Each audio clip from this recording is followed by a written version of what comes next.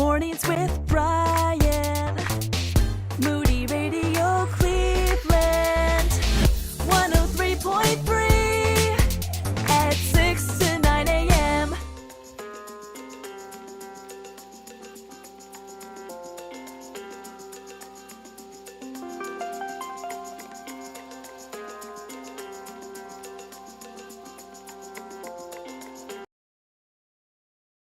Green. It's not a tie or a mug or a cordless tool. Well, it's kind of a tool. Moody Radio Cleveland is giving away a big green egg outdoor grill and a bunch of books to one of the best dads in the world. The egg isn't just a grill. It's a complete outdoor cooking system. Even if you are the dad or not a dad, enter to win a big green egg. Text DAD to 440-546-2255 today. A walk in a cemetery is a sobering exercise. If I could do it all over again. Christian leaders share the most important lessons of their lives. The messages on gravestones are often revealing, sometimes tragic, but always thought-provoking. That said, how much thought have you given to your tombstone? Here's singer and songwriter Michael Card. I like the one, I told you I was sick. I don't know. On my grandfather's, he was a guy I admired. This is Fred Brown, a servant of Christ. I guess that's good. I'm good with that. What do you want on your tombstone? Well, that's the question we're asking of Christian leaders like author and radio host Harold Sala. You know, for 15 years I did a television program, and I would ask my guests, how would you like to be remembered? The responses were interesting. I have never really thought about that one, but I suppose I would want them to say, God is seldom early, but he's never late.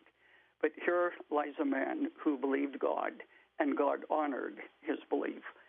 But let's hope that's a long ways away.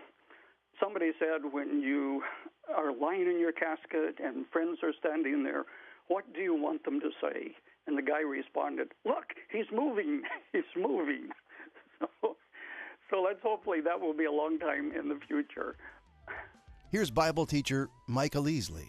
You know, Vance Havner, I think, said it best, so I can't improve on Vance Havner, where he said, just a preacher. I think at the end of the day, we're just tools, we're just servants, we're just hands and feet to the gospel. And if I could be used and just know that I was faithful to the task. Reflections from Michael Easley. This has been a production of Moody Radio, a ministry of Moody Bible Institute, based on the book, If I Could Do It All Over Again. Serving Portage, Summit and Medina counties, and more. This is Moody Radio Cleveland. From the Word to Life. WCRF Cleveland. WVMS Sandusky. WVML Millersburg. WVMN Newcastle. WVME Meadville. WVMU Ashtabula. Or stream us anywhere with the Moody Radio app, other streaming services, and at moodyradio.org/Cleveland. There is no longer any conflict that would keep President Biden off the general election ballot in Ohio. It's 6 o'clock. I'm Ron Eastwood, Moody Radio News. Governor DeWine signed a bill passed by the State House and Senate that moves the ballot deadline from August 7th to September 1st for this fall's election only. The issue with the previous deadline was that Biden would not have been officially nominated as the Democratic candidate for president by that time, because the Democratic National Convention is not happening until August 19th. Akron's mayor and its newly sworn-in police chief are pledging to bring to justice the people responsible for a weekend mass shooting. One person is dead, 24 others are injured after the shooting that took place during a large outdoor birthday party Saturday night.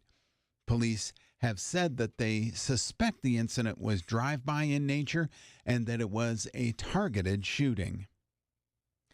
And the U.S. Geological Survey confirms an earthquake took a portion of Lake County over the weekend, a 2.6 magnitude quake with an epicenter near Madison, hit at around 6 a.m. on Saturday. No one was hurt. Sports and weather coming right up.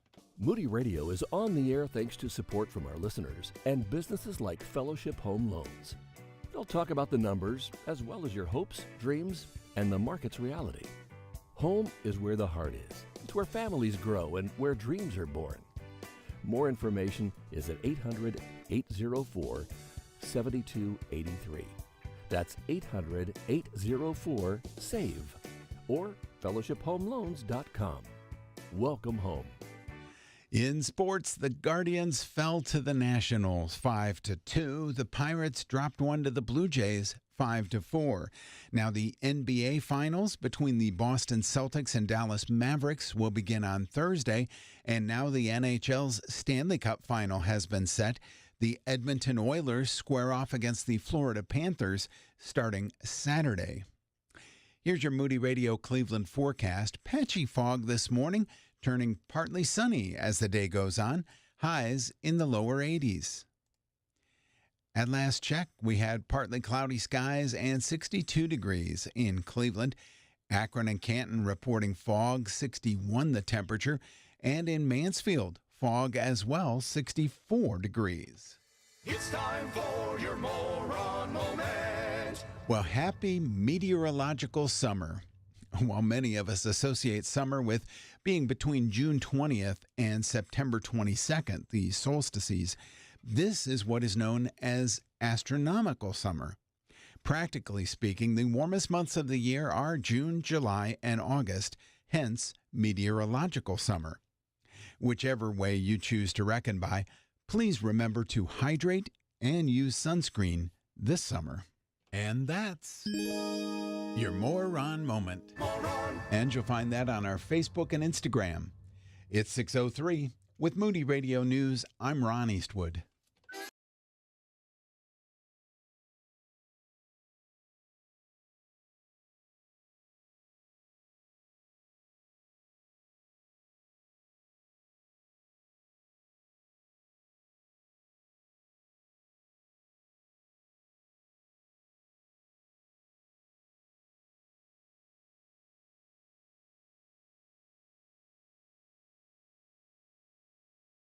So, what do you think of if I were to say to you, radio morning show?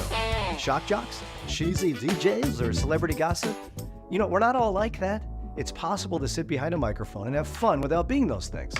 Okay, fine, I'm a little cheesy sometimes. But on our show, we try to talk about things that matter, like family, work, and current events. And like you, we're just looking for some transformation in life and a little bit of fun along the way. Join us for Mornings with Brian, weekdays at 6 a.m. on 103.3 FM.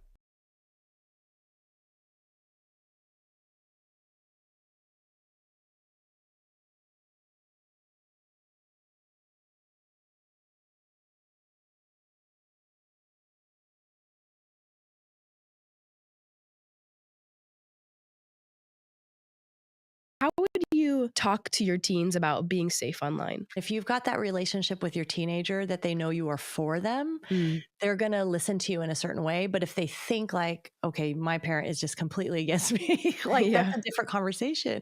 So, you know, obviously it kind of depends on where you are, but I think being as honest as possible, showing them statistics. And it's funny, we talk about, you know, more the predator stuff, and that is real.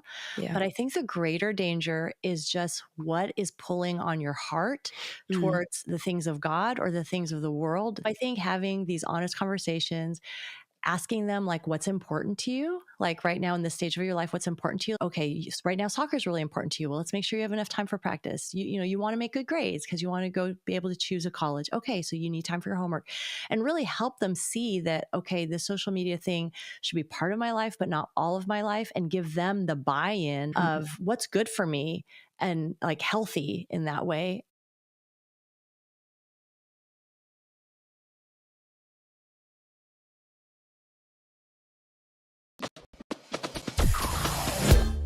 Mornings with Brian.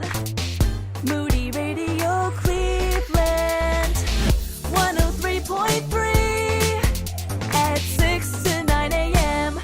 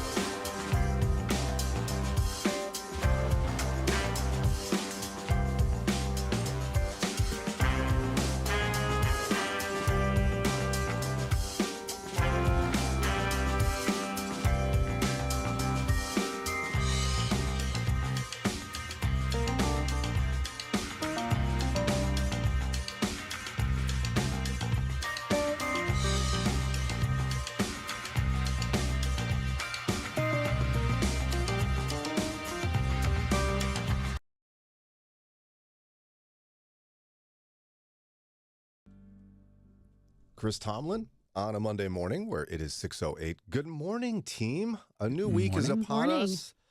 Who had the craziest weekend? Come on, somebody went. Lauren was taking care of babies. Crazy. Did you leave the house? We went on a walk. I went to Meijer and to Costco. With children? With one child, which was great. The easy one. Okay. Oh, nice. In fact, you did send us a photo of the shopping cart. You'll have to explain that. Yes. Trey gets in like the big part of the shopping cart. He's a little too big to sit in like the seat now. His legs are a little too long. And so he sits in like, the actual cart. Oh, yeah. And I started, piling stuff in there. And then I was like, wait, I'm here. I should probably ask the team if we need anything for the station. Because, like, who goes to Costco all the time? So Alan said, yes, toilet paper and paper towels. And I said, okay. They're massive, obviously, at Costco. Everything is massive. So he was lost in the cart.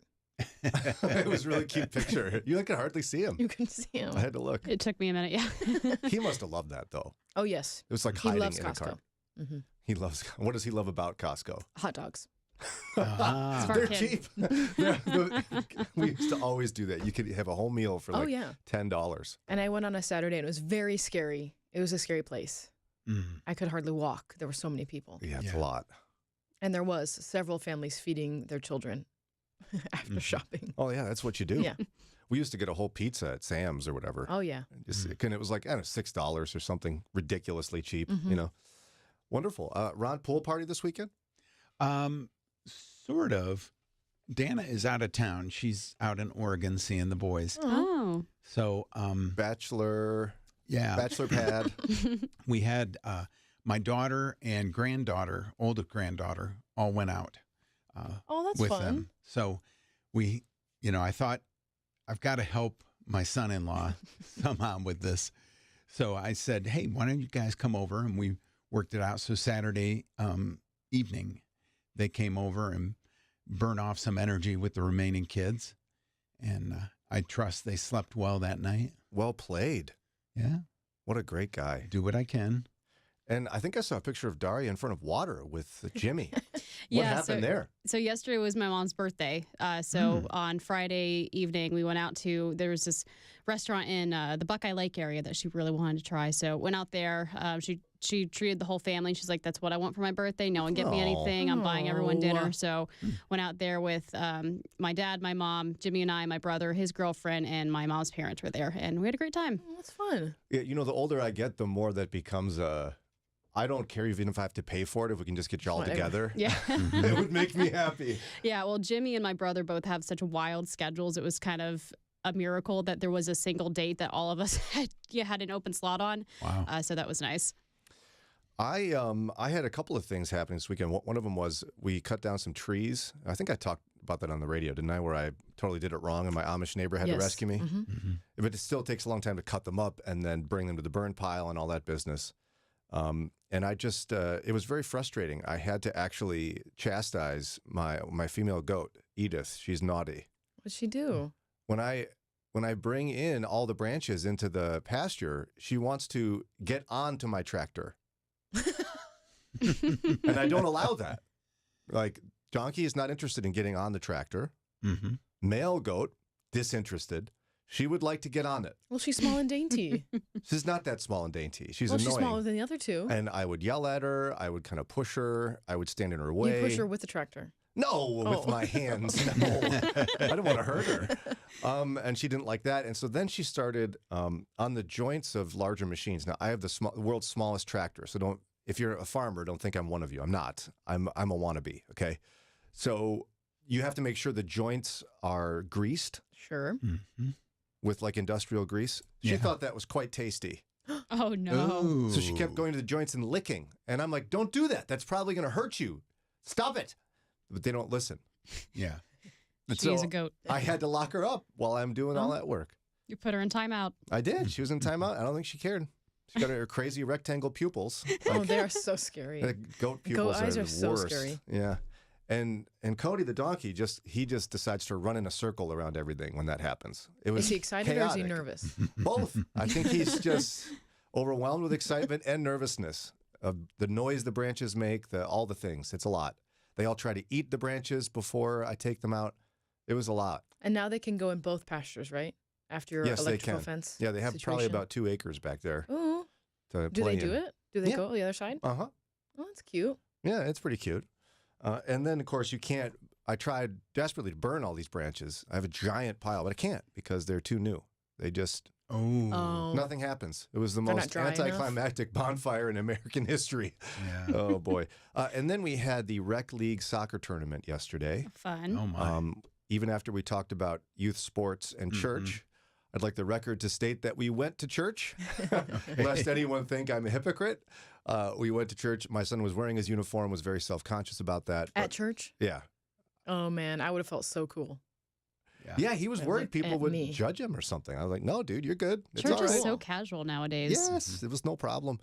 And they ended up second place in the league, which is pretty great. Wow. Nice. They lost to what appeared to be a college team. No. Sixth Just graders large versus people? men. I can't even. I sat down and I'm like, look at this. Here we go. We've got the men's team versus my children. Yes, I'd like to see birth certificates, Yes. please. Some of the, I mean, twice as big as some of the boys. Wow. My brother-in-law is so tall. He's like 6'8". When he was around that age, like his parents would have to show up to his games with a birth certificate because like the other coaches in the ref would be like, something's fishy here. This kid is too, like, no, he's 10. He's just 6 feet tall. Yeah, I was thinking about asking for that, but then I'm like, it's just rec league. No one's trying to get a scholarship here. We're fine. But what about all those scouts from the MLS? Yeah, they weren't at this game. Oh, they missed it, huh? Yeah, they missed this one. They weren't wearing their hats and sunglasses sitting at the top of the bleachers. No, there were no. It was just parents in lawn chairs getting excessively upset at referees of the 6th grade game. You know. Yeah. And I don't. It was so obvious that they would win because they were giant men versus little boys that they weren't even excited when they won the championship. Yeah. Oh. I mean, it was my son commented on this when his team won the first game in advance. They were like screaming and running and cheering and hugging. It was great. Team that won the championship was like, well, let's go back to the car, Mom. Did they have moms there? They drive I think they themselves. hired people that appeared to be parents. No one celebrated. Oh, that's sad. Because it was so obvious that the old men would win against little boys. Yeah. So I got that all out. They have Good beards for like you. My daughter was sitting next to me. She goes, you could see a couple of them need to shave from here. I think she was kidding, but yeah, maybe. I don't know. All right, it's 6:16. Time for a quick break. We have more to come this morning. There was a wild weekend in Akron. I think that city needs a little bit of prayer. And we have the Ferrinis joining us in just a few minutes for My Marriage Matters. They want to talk a little bit about becoming the man God has called us to be. The gospel changes everything. You hear that a lot on Moody Radio, right? I'm Mark Jobe, the president of Moody Bible Institute. I want you to know that Moody Radio is fully and forever committed to sharing the simple gospel message. But it's critical that we finish our fiscal year on budget. Hey, would you consider helping us? To do that, go to moodyradio.org/Cleveland. Thank you. You can teach English as a second language anywhere in the world with a degree in TESOL from Moody Bible Institute. You'll learn about pedagogy, applied linguistics, and how to minister cross-culturally while teaching English. It's a significant way to serve Christ and witness to others. Study on the Moody Bible Institute campus in Chicago or Plymouth, Michigan. Learn more and apply online today at moody.edu/MATESOL. moody.edu/MATESOL. Get out of the sheets and into the streets. It's Mornings with Brian on Moody Radio Cleveland.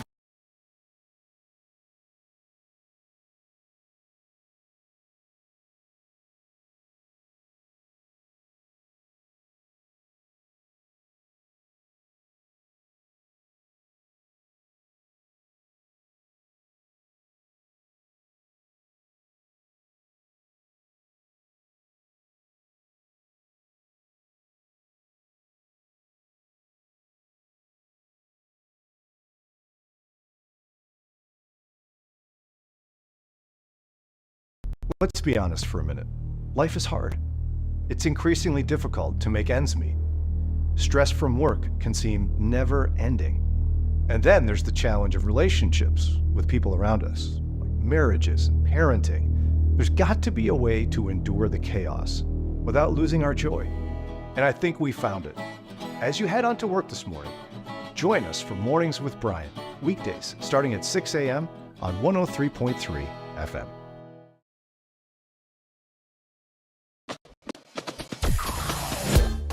Mornings with Brian.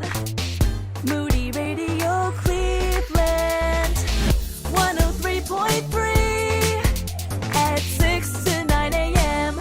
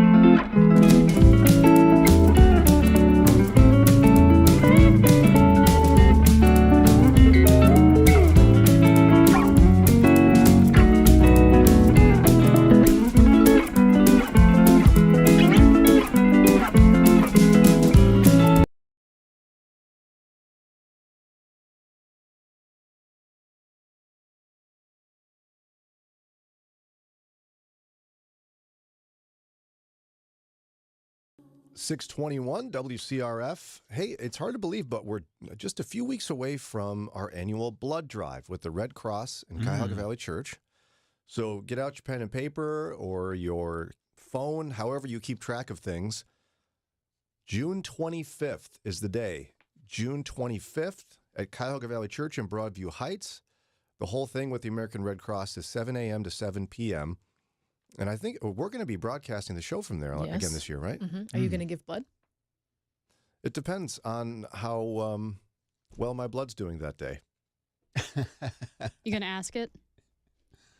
Yeah. Are you going to get it tested? If you get it tested, you may as well just get your blood drawn. I might. Ron, what about you? I've done it. I've been told by the American Red Cross that I have the world's best veins. Well, then just World's do it. best. Yeah. I've seen it. I will not be donating blood to the Red Cross because I already... Your plasma guys? Yeah. Ooh, that's so spooky. Yeah, well, and meanwhile, you, of course, had this excuse last year. And I still pregnant. Do. And I still do. Oh, because you're You're nursing? still pregnant? Yes. No, I was going to say, are you pregnant? And you're No. announcing this right now? No. Let's not 'Cause I'm start nursing. rumors. Someone's going to latch onto that. Wow. Because your blood takes so much water, and so does nursing, so you can't take all of it out. Well, we got a few weeks to stop. No. Thank you for the suggestion. You're welcome. That's what I'm here for. You don't have to give blood if you don't want to, Daria. I tried once and I legit almost passed out, and I said never again. See, this is why Maybe we need you. next year I will. Maybe next year? Okay, thanks for that solid maybe. We're working on that. You could be pregnant. We don't know. Next year. Only God knows. But we need your help. This is a very big blood drive for Northeast Ohio, and this is a way for followers of Christ to say, listen, we care about the well-being of the community around us. Yeah. As your one donation can save multiple lives. So you want more information? Just text DRIVE to us. DRIVE to 440-546-2255. Text DRIVE to 440-546-2255. We'll send you back a link with more information. But again, we'll be broadcasting the show live from Cuyahoga Valley Church in Broadview Heights on June 25th, because that's the big day for the blood drive. I woke up on, goodness, I guess it was Sunday morning, and Sarah was like, you hear about the mass shooting in Akron? And I was like, what? And I started to look it up, and I was actually kind of disappointed that it didn't get much attention. I live in Akron. I had not heard of it till this morning. Yeah. It's just, no one reported on it. Which I'm still grappling with. This radio station, of course, we cover a huge swath of Northeast Ohio, Western Pennsylvania, but certainly all of Akron. And we care about Akron. So I wanted to spend a few minutes kind of chatting about what happened there. So basically, there was a mass shooting on the Kelly Avenue vicinity, which is in the city's East Akron neighborhood.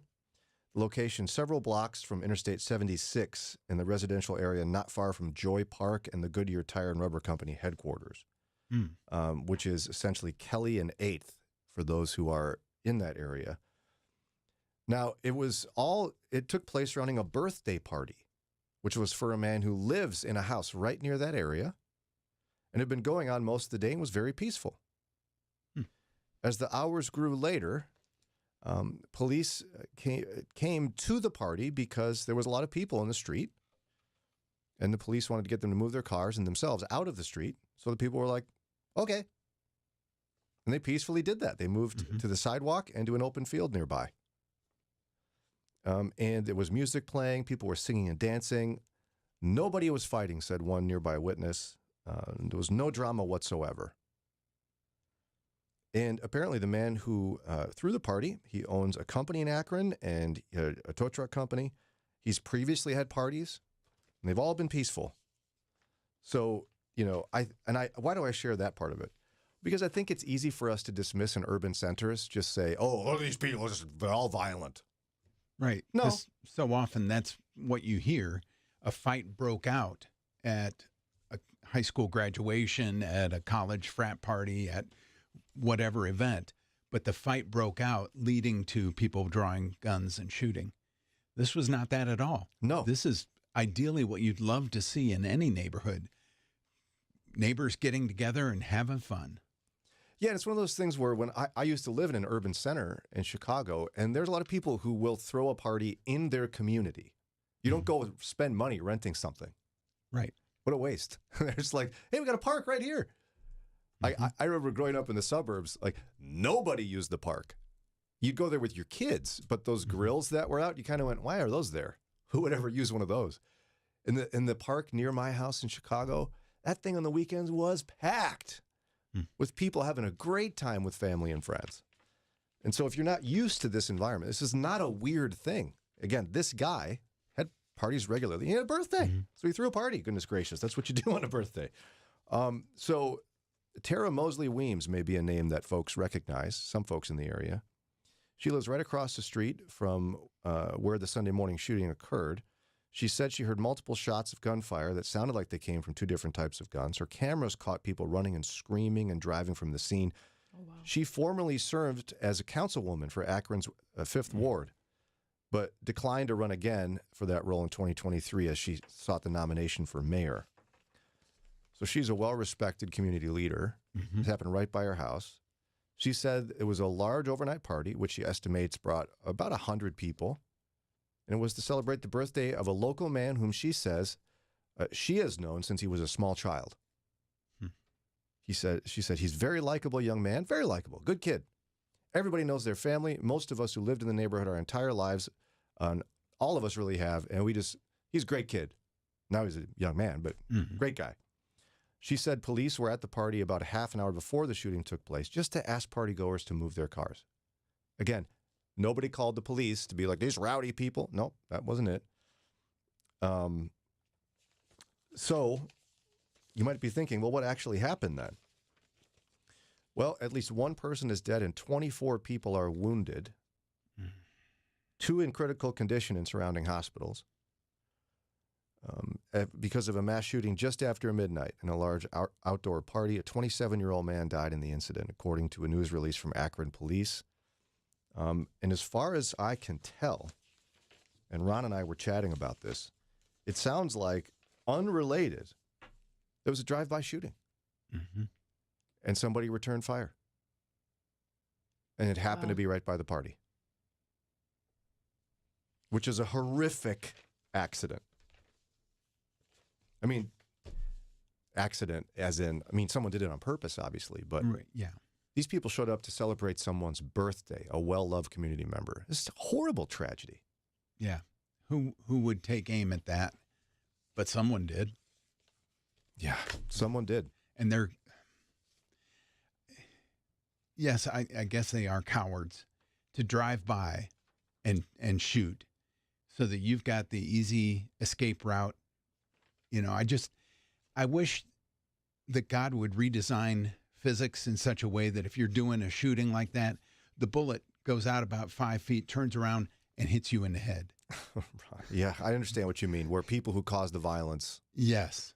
Yeah. Since I can't really push a button and send them to outer space, now I'm changing physics. Yeah, one witness told the Akron Beacon Journal, who didn't want to give his name, he said that someone's in a car sprayed bullets at a house, and people came out and returned fire. Oh, wow. Ron, would you mind praying for this community and the folks involved in this? Heavenly Father, we are grieving with those in the community for the loss of one life and devastating injury to so many more.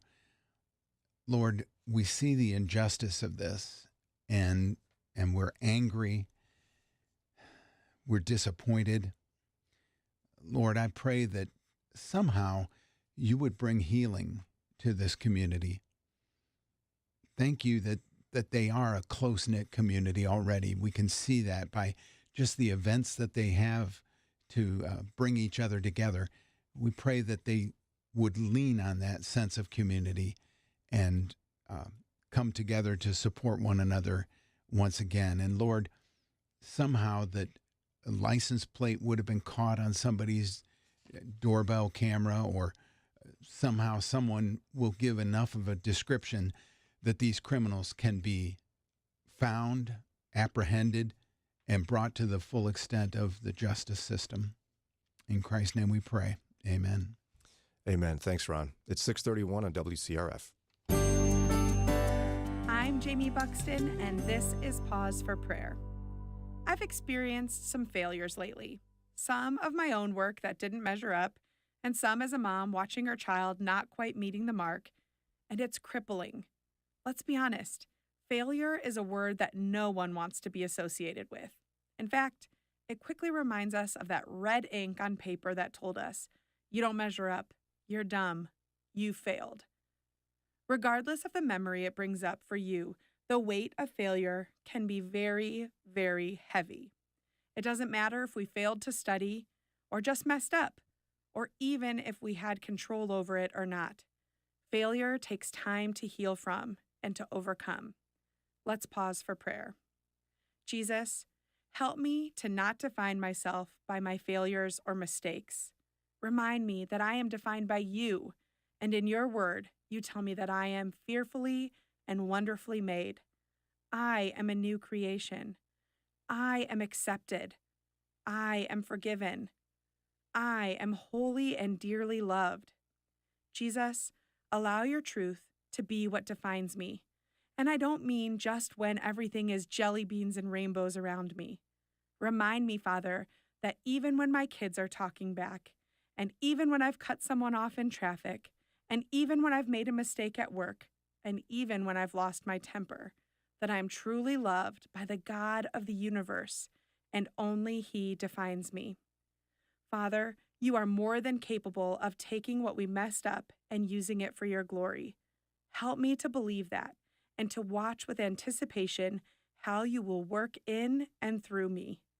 Jesus, when my failures allow my mind to wander and to second guess you, remind me that I don't have the power to change your plans and that nothing I will do will keep me from your presence, nor will it change how much you love me. In your precious name I pray. Amen. Imagine what it was like to walk and talk with Jesus. That was the experience of the disciples, including Matthew. This month, in Today in the Word, we'll read through Matthew's Gospel. We'll understand the family history of Jesus and witness the miracles he performed, and better understand how Jesus fulfilled Old Testament prophecies by his life and death. This will encourage you to follow Jesus faithfully. To join the study, download the free app or go to todayintheword.com. It's big. It's green. It's not a tie or a mug or a cordless tool. Well, it's kind of a tool. Moody Radio Cleveland is giving away a big green egg outdoor grill and a bunch of books to one of the best dads in the world. The egg isn't just a grill. It's a complete outdoor cooking system. Even if you are the dad or not a dad, enter to win a big green egg. Text DAD to 440-546-2255 today. If you need a little encouragement during your day, tune in to the Praise and Worship channel. Enjoy music from artists like Casting Crowns, Mercy Me, Chris Tomlin, and many more. Listen now at moodypraise.org. 4 out of 5 scuba diving pizza delivery men recommend listening to Mornings with Brian. The other one says Brian's humor is a little too cheesy for his taste. It's Mornings with Brian on Moody Radio Cleveland.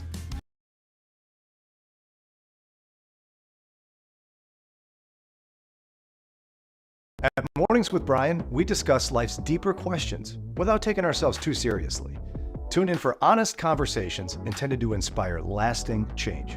Start your mornings with Brian, weekdays from 6 to 9 a.m. on 103.3 FM.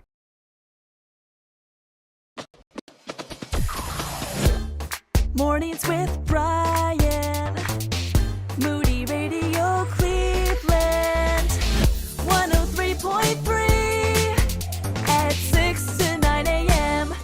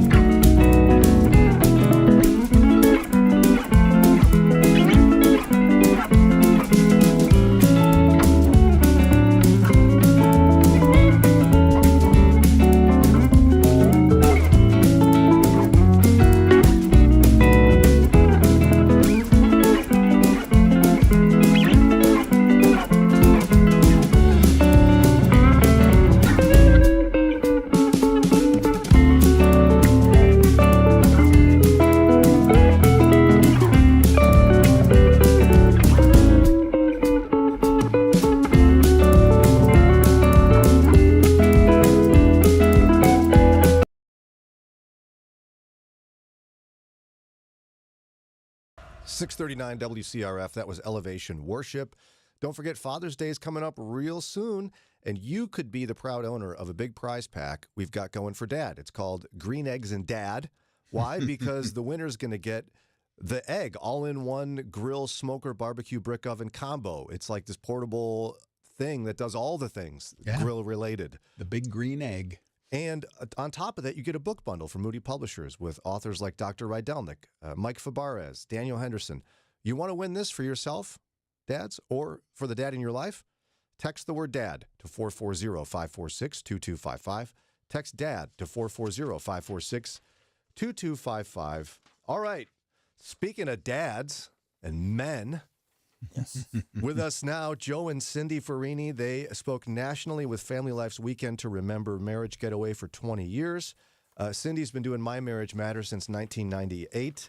I'm sorry, it's been doing Pause for Prayer since 98. They've both been doing My Marriage Matters for many, many years with us. Welcome back, Joe and Cindi Ferrini. Hey, good morning. How are you? All right, let's start with Joe here. We want to talk a bit about the need in today's society for men to be men. And you want to talk about a comparison, right, of men and boys? Yeah, I'm going to actually let Cindi do the comparison for you, but I can just start off by saying that, this is one of those topics that I have spent most of my adult ministry years dealing with on a regular basis. And as we talk about on Marriage Matters quite a bit, and is that, it doesn't really take a genius to realize that many of the problems facing marriages and families and communities. You know what, and Joe? the world. I'm going to jump in here. Sorry, brother. It sounds like you're speaking to a stadium. And as cool as that is, I want to make sure we get the audio fixed here. So let's do this. Well, you know what, Brian? I can just, he can hang up and I will just. Well, you're doing the same thing, actually, at the moment. You're also speaking to a stadium. So okay. I think because we have the two phones so close together. Okay, well, let's do this. Let's take a break and get this ironed out, and we'll come right back and pick this up where we left off. We have a fun, engaging, and screen-free way to keep your kids learning this summer. Join Moody's free summer reading program. When you sign up, you'll get access to interactive downloads, special prizes, and books that kids love and parents trust. This free summer program can help them develop a lifelong love of reading. So why wait? Sign up now and let the adventure begin. Visit moodybooks.org and click on the banner to get started at moodybooks.org. The words you are about to hear are taken from letters sent in by members of the Trinity Debt Management Program. Dear Trinity, today I'm making my final credit card payment. Before I came to you, I was in a constant state of anxiety and panic, but now there is hope for my family's financial future. Working with Trinity made me understand that I'm not alone. You really do help people. Your kindness will never be forgotten. Without Trinity support, I would not have achieved my lifelong goal of becoming debt-free. We saved a lot on interest and penalties, of course, but the reward was the gift of human kindness. Trinity has carried me through a very difficult time in my life. You're amazing. I used to feel so anxious and hopeless. Now I feel grace and peace. God bless Trinity as you continue to help others become debt-free. If credit card debt has you down, call Trinity at 1-800-659-9838. That's 1-800-659-9838. Keeping your eyes on Jesus in a changing culture can be difficult. Let us help. It's Mornings with Brian on Moody Radio, Cleveland. 642 WCRF. With us again, Joe and Cindi Ferrini with My Marriage Matters. Working out some technical glitches. Joe, let's jump in again here. We've got men versus boys. We need to talk about that in society. So hit it, man. Sounds good. Yeah, I'm actually going to have Cindi do a comparison to men and boys here, but I'm just going to give a personal opinion and personal conviction that I have, and that is that, this is one of those topics I've been dealing with for most of my adult ministry years. I mean, I've been discipling guys for over 47 years, and I have found that one of the greatest weaknesses that men face today is that we tend to lead unexamined lives. And one of my favorite verses really comes from Lamentations. And it's Lamentations 3:40, where it says, "Let us examine our ways and test them, and let us return to the Lord." And personally, I'm of the conviction that many of our problems in marriages and families can just be traced back to our poor understanding of what God has called us to be as men. And a conviction that I have is that manhood today, in general, is a major state of confusion. And in fact, I would say that all of history really supports this fact that confused men create major conflicts. And now I'm not exempting women from this one, of course, but today our focus will be on men and the man that God has called us to be. And I'm so thankful that the Bible really provides us with some really good insights and guidelines as to how we can pursue being a biblically authentic man that is much, much needed in our world today. And, for me, most of the men I have ever worked with over the years have this intense desire for their life to count and that their life would have purpose and meaning. And most men I know, bottom line is their most innate need that they have is that they want to have a life of significance. Yeah. And they want to have a successful and happy and meaningful life. But so the question really becomes, what are some of the important things that we need to be doing in order to achieve that goal and move on into action to become the man that God has called us to be? And this is where Cindi can begin to do that comparison for us. Sure. Well, this information comes from Family Life, so I want to give credit where credit is due. And it's really a chart on men versus boys. And there's 5 different areas, and I would say that all of the first 4, so as you listen to me compare them, they're really self-indulgent, they're selfish, they're self-seeking, and those are the kinds of things that we want to urge men, to go from becoming a boy to a man. And it looks like this. Excuse me. So boys will be takers, men will be givers. Boys are going to be self-indulgent, and men will sacrifice out of love. Boys will be passive. Men are going to show up. Boys are going to be consumers, and men will produce. So all of those things are on the selfish side. However, boys are born, but men are made. So it is possible that men can take on the responsibilities and the leadership that they're supposed to, but it's going to take time, it's going to take practice, and sometimes it's going to take failure. Absolutely. We should probably break these down one by one, don't you think? I mean, let's look at self-indulgence. And boys, it says here, are self-indulgent. Men are sacrificial in the way they love. What does that look like, do you think, in a day-to-day basis as it's played out? Well, if I were to look at that in today's society, I would say, if you are a young man or a boy, and you are going to just keep on the gaming path, and that's what you like to do. You like to do the video games, and you like to, kind of do things all by yourself, for yourself, because you really enjoy doing it. You're not even going to learn sacrificial love.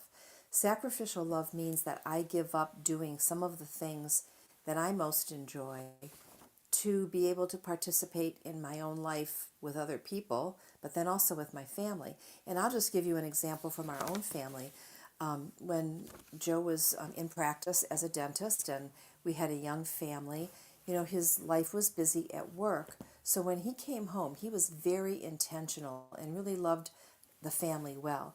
But it would have been so easy for him to take up golf or, other things. And I'm not saying that is wrong. Don't get me wrong. For us, it would have been wrong because it would have taken so much time away from the family. In other people's lives, they have to determine what is right and what is wrong for them. But that was a sacrifice for him, along with other things that he didn't do so that he could be a part of the family. Yeah, I had a similar experience in that when I was first married to Sarah, I was playing in bands all the time on weekends. And so, I'd work a regular job during the week, and then Friday and Saturday night, I'd be out until 2, 3 in the morning playing in a band, making a little bit of money for the family, but I was worthless for the rest of the weekend in terms of being supportive to the family. And it was interesting. We're all about the same age, these 4 guys. And over time, we all decided we had to shut it down because we were not being useful to our families. Sure. And those are big decisions, but maybe we could ask you, I don't think Joe has any bad feelings about it because I think we like kind of where life is right now, that the kids want to be a part of our life. And I think, you're maybe still in the younger stages of that, Brian, but Oh, you I stop. think the benefits will will pan out, you know? Yeah, it was hard at first because I love music. I had to actually pray that the Lord would take away my intense passion for music, and He did. Not that I hate it now, but I had a passion that was unhealthy. It was burning much more than my desire to be with my family, and he balanced that out for me. But it was a process. Sure. Right, exactly right. I mean, there's nothing wrong with music, and it's music is a wonderful thing, but when it interferes with achieving the goals that God has given us to do as men, then it begins to, you have to do exactly what you did, Ron. You need to kind of weigh out what's good, what's bad, what's the best, and what's good, you know. And you made the right decision. Tragically, I mean, I think one of the major challenges that leads to a dysfunctional manhood is that many men make the wrong choice when it comes to stuff like that, and they never stop being a boy, if you will. Yeah. What about passive men versus show up? Like, what's the difference there we need to focus on? Well, passivity, I would have to say, probably even most women would have to say, if a man is passive, it's almost like slothful. You know, you just don't care, you're passive, you're indifferent to whatever's going on around you, and as opposed to the man who shows up. And Dennis Rainey has a great book called Stepping Up, and it is just really encouraging men to embrace, if you will, manhood and all of the things that become really a man's responsibility and what he is expected to do biblically, actually, and what he would be expected to do, you know, even by his wife and his family and his children. You know, interesting that Cindy just mentioned Dennis Rainey, because as I'm thinking about this topic here, Dennis Rainey's best friend is a guy named Robert Lewis. Oh, yeah. And Robert Lewis has done an outstanding training regarding the pursuit of biblical manhood. And he provides, I think, the best definition I ever heard of what a real man is. And you've heard it before, I'm sure. But he said a real man is one who rejects passivity. He accepts responsibility, leads courageously, and expects the greater reward. And the greater reward, of course, is God's reward. And as Cindy said earlier, I mean, we need just to understand that men are not born; they are made. And but men I know, they finish well, and they never quit. And the sobering truth, as one looks back on our lives, is that life is not what just happens to us. It's life is what we made happen. And just like you made that decision to step out of the band situation, you know, that goes along with leading courageously. So I would say what you did there, Brian, was you made a courageous decision to reject something that was going to take away from your family. So way to go. Yeah, good job. Thank and I you. think also for listeners to understand that being passive, if you want to put it into today's term, I think that's being a wimp. You're just kind of checking out of everything and saying, you know, I don't know, excuse me, I don't really want to participate there. And really, it's expecting other people to do your job. And we just have to start to understand that men need to accept their responsibility. And I'll tell you what, I wouldn't want that responsibility for anything. Well, and now I have to ask this, Cindy, because I think there's some men listening who might go, listen, my wife is so domineering, and over the years she's pressed me so hard, it's turned me into a passive man because she doesn't leave room for me. Right. What do you say to that? I say you're absolutely right on that. Go ahead, Cindy. Yeah, no, that's correct. I would agree. And if I were addressing the women at a Family Life Weekend to Remember, I would have plenty of time to talk about this with them. A lot of times I think what happens is we take that away from the man. And when we do that, we start to realize that the family, there's a breakdown in the family. The children are watching, the children are observing, and the children will carry on exactly what is going on in your home. And then that's going to lead to marital problems. And I would guess in situations like this, the guy is probably just sitting around watching television or doing his own thing because he doesn't want to have to compete. That becomes the issue. There's a competition.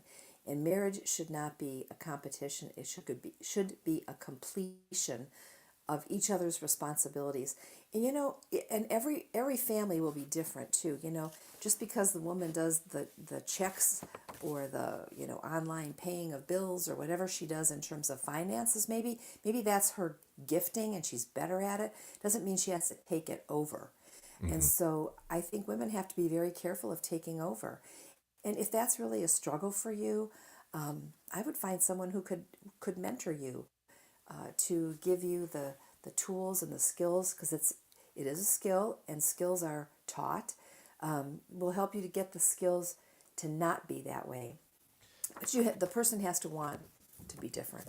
Yeah, but I think our culture also kind of causes us to become that person that you're talking about there, Brian. And it really is amazing. And I'm sure you all can tell stories this weekend that it's amazing how many men are leaders in the boardroom, but they go passive in the family room. And it's because of this tension that we're seeing here. And eventually, the guy just kind of gives in. Basically, if you want to run things here at the home, go ahead and do it. And that's where the woman has to be really sensitive to the need for the man to be given that opportunity to do that. And we can go back and forth on this one. But it comes back to the old story of submission. What does that mean, of being a submissive woman? And I don't want to stir up a hornet's nest here, but the reality is that God has given us an order, the guidelines to help us to have a healthy family life, and part of that is just allowing the man to be the man that Cindy's talking about here when it comes to these differences between a man and a woman, a man and a boy. And as we look at that, we just have a few minutes left here. I want to be sure we get to boys consume and men produce. What do you think that means? It kind of goes along with the first one, actually, too, about taking and giving. When you are a person who consumes, just think of yourself as a consumer, and you go to the store and you buy this, and then you bring it home and you consume that. Whether it's a game or a book or food, you are consuming that item. And there isn't anything wrong with that, but if that is all you do and you have not then crossed that bridge, if you will, to learning how to produce, be a breadwinner for your family.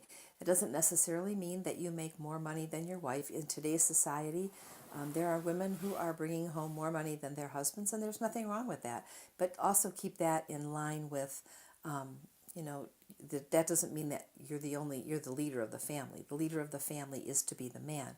So in terms of producing, a man really, he needs to let his yes be yes, and when he has something, to say, or he brings something to the table, he lets it be known what his yes is, and he shows that he is no longer acting as a child. And so I believe there's a verse in Proverbs about that. When I was small, I was a child. And so, consuming is taking in, doing all the things for yourself, whereas producing is there's something to show for it. Just us talking right now, and I'm going off script on this one, but yesterday me and Joey, my son's a special needs adult, but me and Joey, we were playing video games, and a Wii game with Star Wars, and I'm just realizing as we're having our conversation here is that that's exactly what Joey will do all day. He will consume, and he'll allow us to continue to take care of him and feed him and do all those things, which we do, and we would love to do it, but translate that to a healthier situation is that they just allow, as a consumer, just allows you to continue to take care of them. And we have to step out of that and become the man that God's called us to be. And let me just add one more thing. Joey needs all those things done for him. Yeah, it's an extreme, example there. Right. But I'm just, as we're talking, I'm realizing that he's a consumer, yes, and I'm the producer, and so that also tells you that that's not healthy in the real world. In the real world, very good. In the real world, you need to be stepping up and being the producer. Exactly. So, like I wouldn't trust Joey with the microwave, but for sure I would be teaching someone who is capable to understand that, how to use it. And that's what Joe is talking about. You want to make sure that that you are teaching those children. Our goal when our girls were little was to hopefully trained them so that by the age of 18, when they went off to school, they could do all the things in life that they needed to do by themselves, for themselves, and also to look out for the needs of others. And without teaching those things, and I see it a lot, I'm sure you do too, maybe when your kids' friends come home, or maybe even in our own children at times, we see that they are the consumers they want it done for them, and that's what we want to... Constantly, yes, and that's not healthy, Right. you know? So at some point, when do we start teaching them? And really, there's so many charts, you know, out there for child development from ages 2 to 3. What do you teach children? 4 to 5, 6 to 7, junior high, high school. And that's kind of what I went through. I just made sure that my kids knew how to do those things. And then if they didn't know how to do them, they learned at home the failure and then the success. Yeah, I would say as a man, our relationship with Christ is the thing that really sets the tone for our relationship with our wife and with our family and with our community. And that really is what we're calling men to be. Becoming the man God has called us to be involves surrendering our lives to the lordship of Christ, of being passionately committed to him in all aspects of our life. And that would really kind of begin to address all these issues we're talking about. And so that's really the pivotal hinge-pin decision that we need to make as men, is where is our relationship with the Lord? Because at that point in time, that will take care and have an overflow effect on who we should be as men, and being the man that God's called us to be. And, you know, I have a couple scripture verses for you, Brian, because I know you love the Bible. Oh, yeah. And, yeah, I mean, here, you know, King David, as he was on his deathbed, said to his son Solomon, "Go show yourself a man." You know, 1 Kings 2:2. Paul, 1 Corinthians 16:13-14. Paul says, "Be watchful, stand in the faith, act like men, be strong, and let all you do be done in love." And this one, Brian, I got this one for you especially, because I know you're a history guy. And this is actually taken from President James Garfield. All right. Yeah, James Garfield, originally from Ohio. He was our 20th president, and he only served for a short time, 1881 to September of 1882. He was assassin's bullet took him out. But he said the following. He said, "I mean to make myself a man. If I succeed in that, I shall succeed in everything else." And I think he was on target at that point. I think I agree with that. It's very good. It's just about 7:02, and we've been having a wonderful discussion with our friends Joe and Cindi Ferrini with My Marriage Matters. Again, they spoke nationally with Family Life's Weekend to Remember Marriage Getaway for over 20 years. You can hear Cindi on Pause for Prayer. Already had somebody text asking where they can get this information and get more like it. How would you direct people in this? Well, thank you for asking that, because I'm going to put that chart on My Marriage Matters on Facebook. And tomorrow, it will then also be the audio of this, what we just did. We'll post tomorrow, maybe later tonight, and you can hear the whole thing here. And then I'll put a couple of different books and things during this week. We'll put that through the week, and we'll encourage men as we approach Father's Day. Wonderful. Thanks to you both. Always enjoy our time with you. Yeah, likewise. Thank Thank you you. so much. You bet. It is now 7:02. We're going to get to Ron's news and today's Moron Moment. I don't know if you know this, but June is Men's Mental Health Awareness Month. No, All I did about not. men this month. Yeah. How does that feel, huh? What do you mean, how's that feel? I don't know what's... It'll be fine. You think men are also important? I don't think we've ever said they weren't. Correct, on all fronts. Nice. And It's men. You're the need only one that mental says health. those kind of things. It's 7:03. We're going to have our friend Dr. Valencia Wiggins join us to talk about Men's Mental Health Awareness Month in a few minutes. Mornings with Brian on Moody Radio Cleveland, WCRF Cleveland, WVMS Sandusky, WVML Millersburg, WVMN Newcastle, WVME Meadville, WVMU Ashtabula, and everywhere with the Moody Radio app or at moodyradio.org/Cleveland. Jury selection is expected to start today in Delaware in the federal firearms case against Hunter Biden. It's 7:03. I'm Ron Eastwood, Moody Radio News.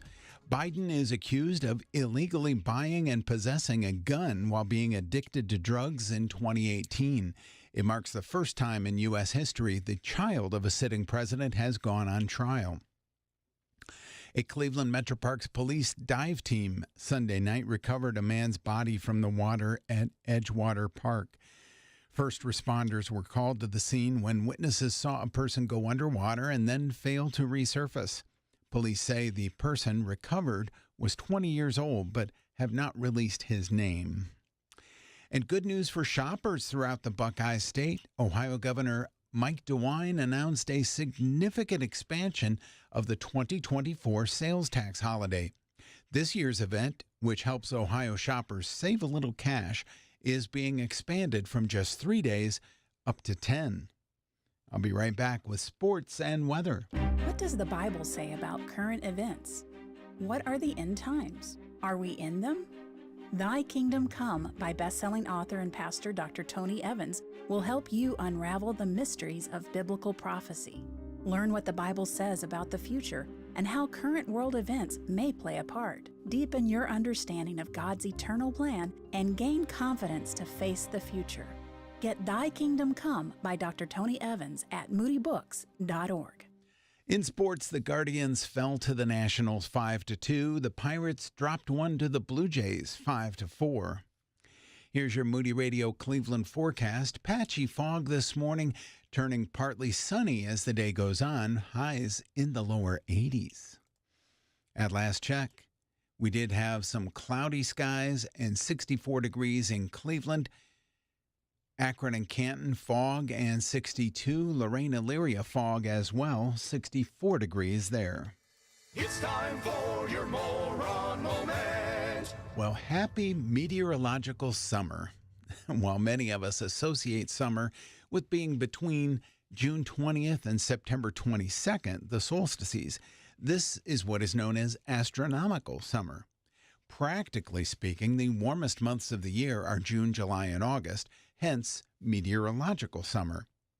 Whichever way you choose to reckon by, please remember to hydrate and use sunscreen this summer. And that's your Moron Moment. And you'll find that on our Facebook and Instagram. It's 7:06. With Moody Radio News, I'm Ron Eastwood. It's Mornings with Brian on Moody Radio Cleveland. Want to join the conversation? Call or text now at 440-546-2255. It's Mornings with Brian on Moody Radio Cleveland.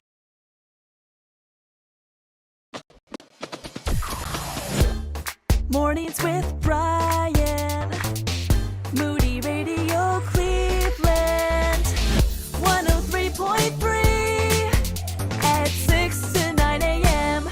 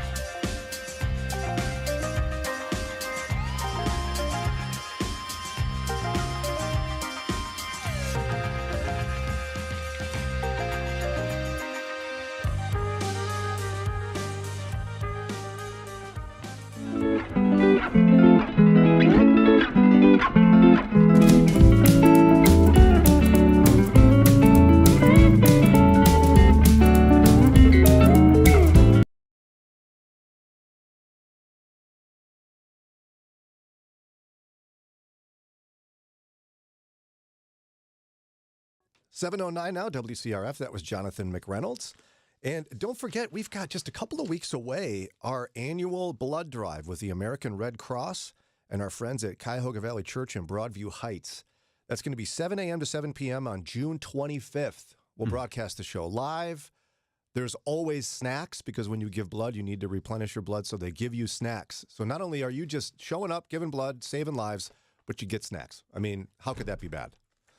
Text the word DRIVE right now to 440-546-2255. Text DRIVE to 440-546-2255. We'll send you back a link to get more information and to sign up for your slot, as we highly recommend you make an appointment if you're not waiting around too long. And as a snack aficionado, these are some of the best snacks you can get. Oh, they're good snacks. Oh, yeah. You and I get pretty wound up each year about this part. And we try to find a way to get the snacks regardless of whether we give blood. Amen. I don't remember getting snacks last year. That's both of your fault. I think someone bought us breakfast. Yes, if I remember so maybe correctly. we That didn't- might have been Josh. Yeah, it was Josh. So maybe that's why we didn't get snacks. Oh, well, you maybe need to know where to go. Maybe you should do that again, though, if he's listening. Sure. It sure was fun. Okay, but right now we need to talk about, I don't know if you realize this, but June is Mental Health Awareness Month for men. And our friend Dr. Valencia Wiggins is joining us now. She's an associate professor and clinical training director at Moody Seminary for the Master's Clinical Mental Health Program. Welcome back, Valencia. Good morning. How are you all? Doing great. I'm excited to see that we're focusing on mental health for men. It's Father's Day month.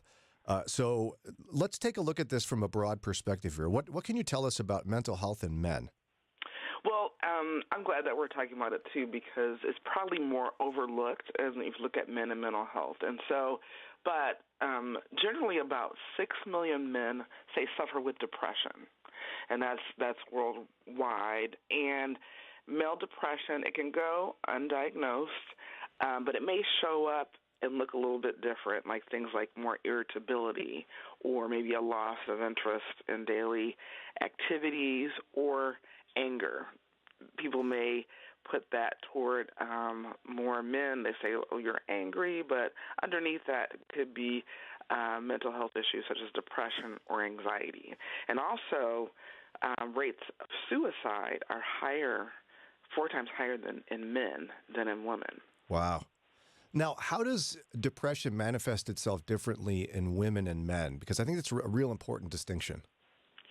Well, I would say if you want to look at maybe how men and women approach things differently in life, that can be a different thing as well. So people may say that men don't talk, or maybe they keep their emotions to themselves. People may say women talk, they have more relationships, they can talk, they're identify their feelings, which actually sometimes I think is a false perception.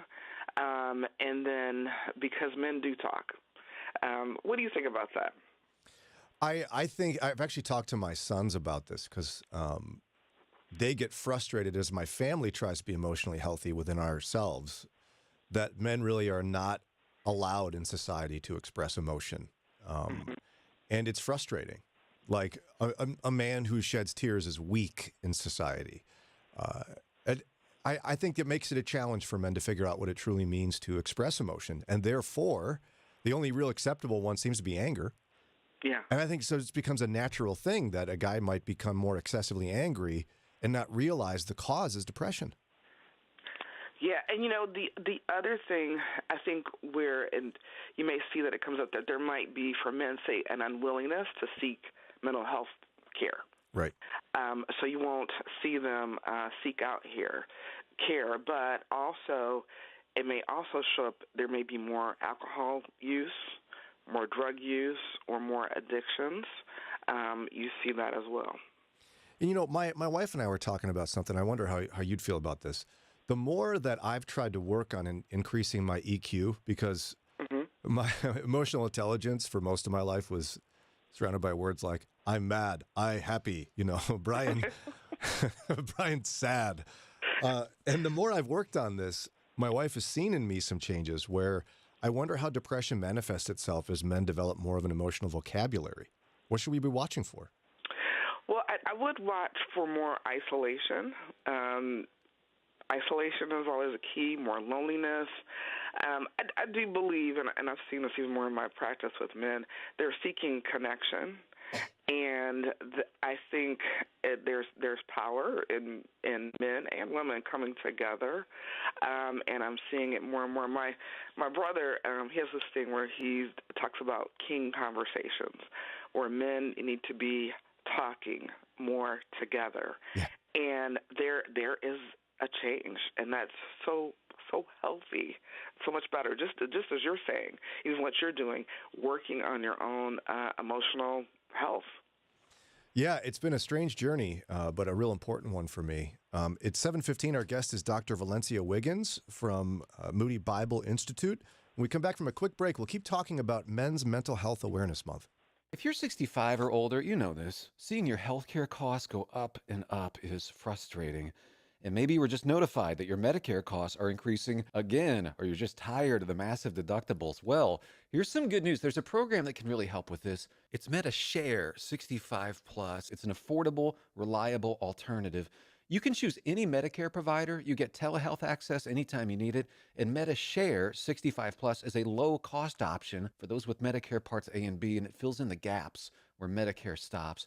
MediShare is a Christian healthcare community that aligns with your faith. People actually pray for you, they encourage you, and it's proven too. It's been going strong for over 30 years now.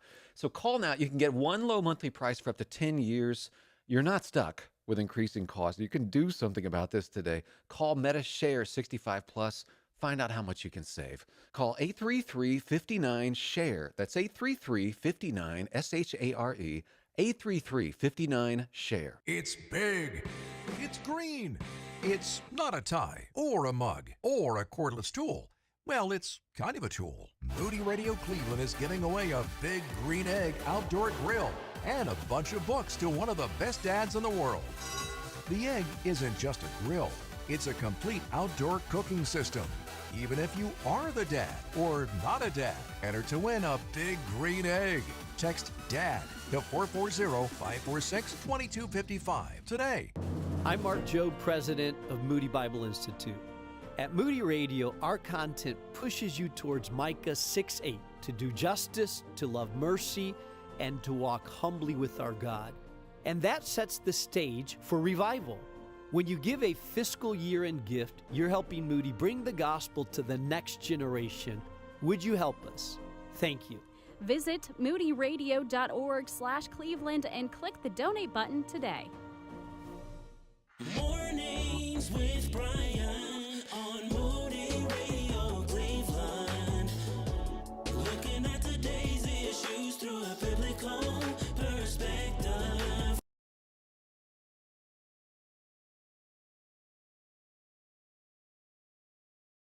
How would you talk to your teens about being safe online? If you've got that relationship with your teenager that they know you are for them, they're going to listen to you in a certain way. But if they think like, okay, my parent is just completely against me, that's a different conversation. So, obviously it kind of depends on where you are, but I think being as honest as possible, showing them statistics. And it's funny, we talk about, more the predator stuff, and that is real.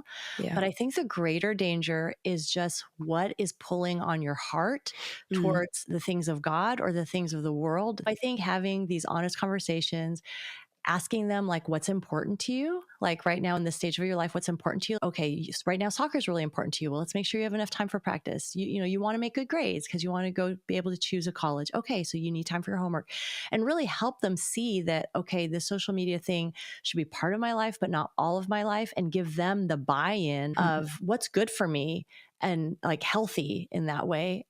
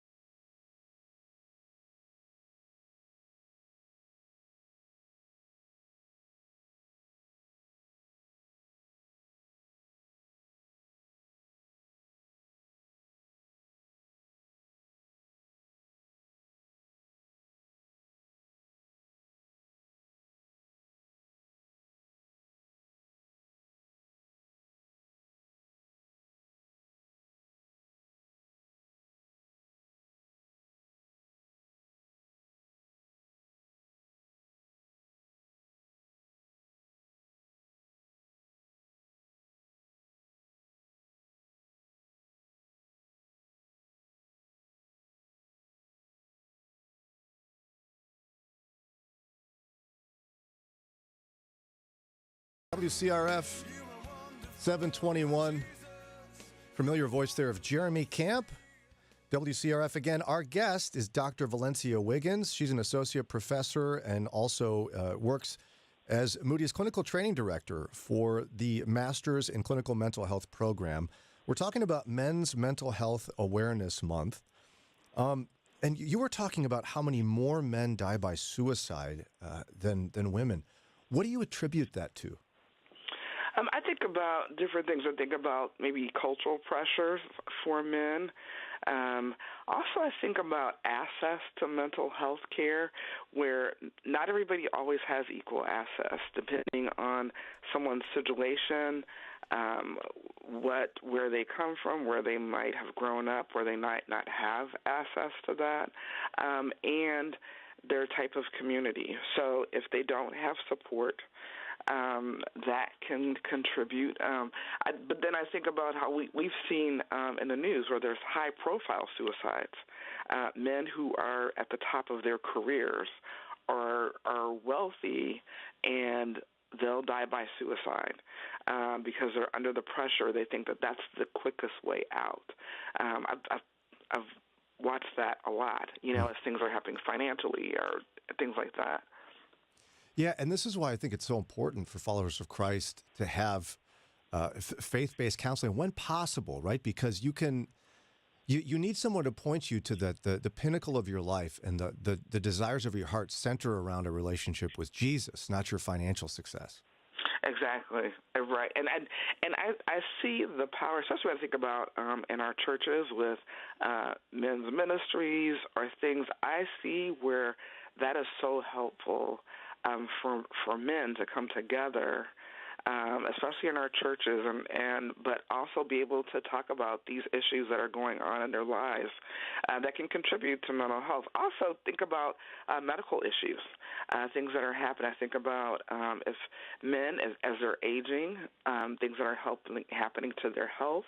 You think about cancer or dementia that's happening more and more. That is so important to have that support. Now, you also mentioned in some of the notes you sent to us midlife, and that one kind of hits close to home. So what about midlife should men be watching for when it comes to mental health? Well, I think about what may the stressors being going on, whether it's in your family, your relationships, children, if things are happening with your children as they're getting older. Jobs. I think if you think about, out of the pandemic, a lot of people lost jobs.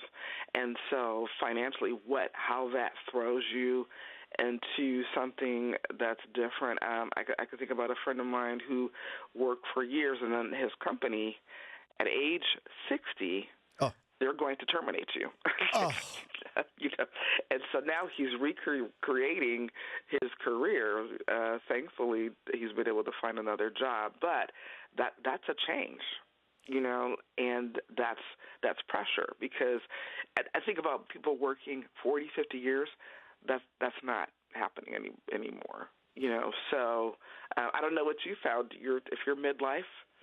Yeah, it's a strange place to be, right? Because I remember I kind of reinvented myself, so to speak, in my late 20s and moved and changed careers completely. I went from being a public school teacher to a guy in radio, right? So, but as I examine my either in or approach to midlife, depending on how positive I feel about myself, I feel like I don't, it may be too late to reinvent myself.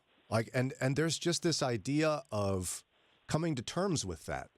That is, I don't know the right word to give it, but it's overwhelming in a sense.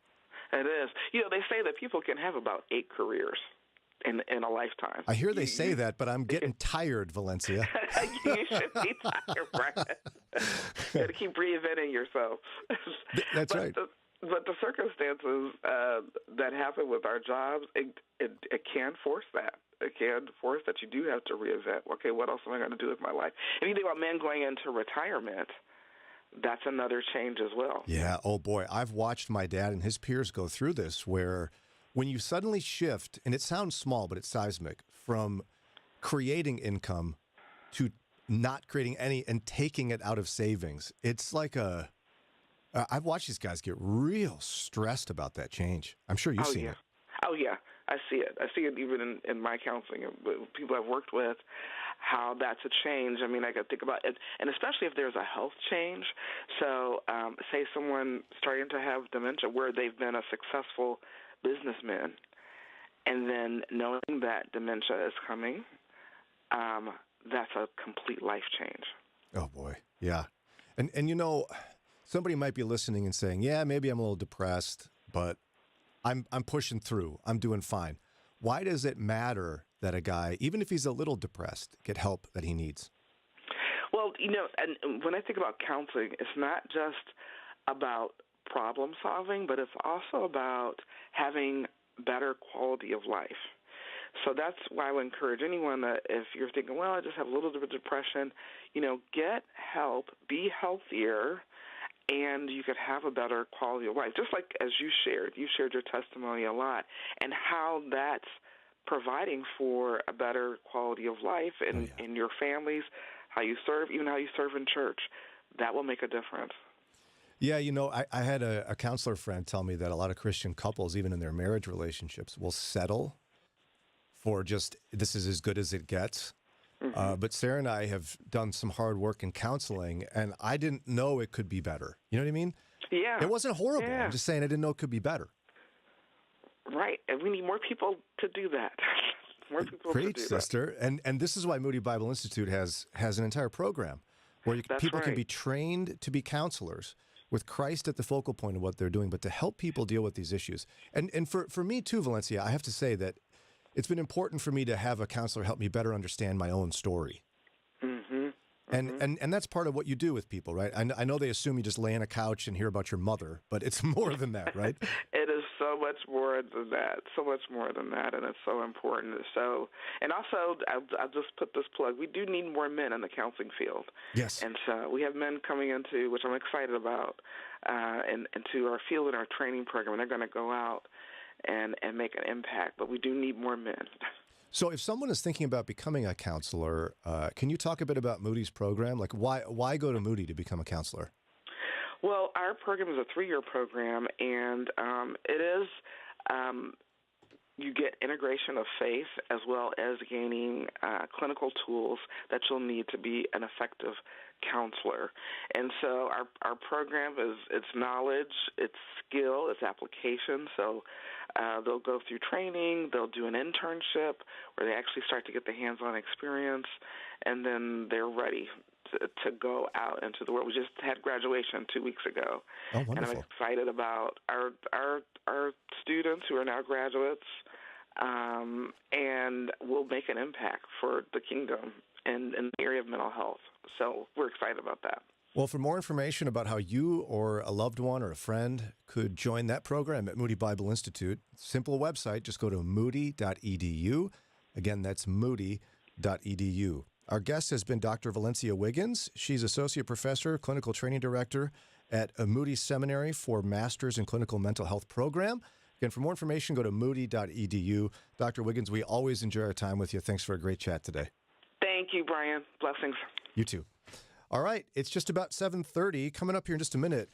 You don't see this very often, but Christianity Today, we reference them a lot. It's one of the premier Christian commentary and news sites out there, right? They publish an article from a non-Christian. And this non-Christian has advice for Christians on how to flourish as a minority in culture. Nice. Yeah, but I don't know exactly how I feel about the advice. Okay. Much to talk about. We'll get to that here in a few minutes. Like all parents, God loves giving gifts to his children. But Dr. Tony Evans says that often sets up a pattern most moms and dads find familiar. He'll tell us about it today as we spend 2 minutes with Tony. I've told you before, when I first started traveling and I would come home from a trip, my kids, Daddy's home, Daddy's home. They were excited to see me. I would always stop at the airport and get them little toys, bring it home to them. They were excited to see me, and they got a toy. But what happened over time is they fell in love with the toy. So they wanted to know when I was leaving again. See, folks are showing up at churches all over wanting God to give them a toy called a blessing. Bless me with this, bless me with that, give me this, give me that. They want God's toy, without him. That's why he's often left in the sanctuary when they go to the parking lot. Because they came for the toy, but not for the person. He says, you don't love me first, you love what I can do for you. You love the blessings I can give you. You love the money you want from me, the jobs you want from me, the better lifestyle you want from me. You love what I can give you, but you don't want me. And you don't want me first because you'll fit me in when you can. After all your shows have gone off. You'll fit me in after you've done what you've done with your friends, after you've done what you've done with your plans and programs.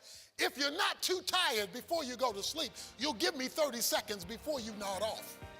Check out the latest edition of our half-hour daily program and sign up for Dr. Evans' free weekly email devotional when you visit tonyevans.org.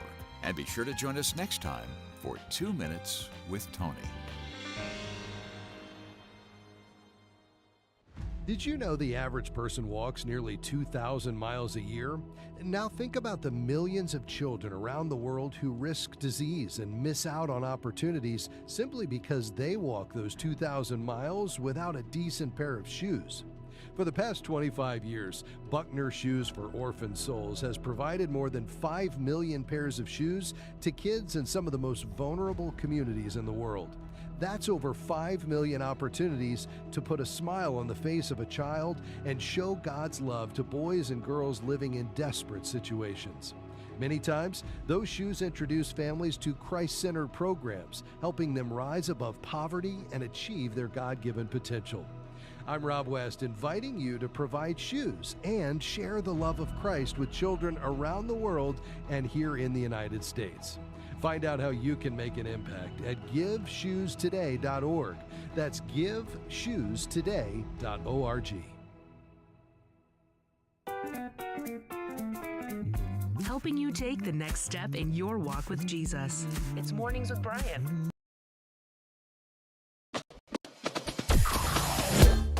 Mornings with Brian. Moody Radio Cleveland. 103.3 at 6 to 9 a.m.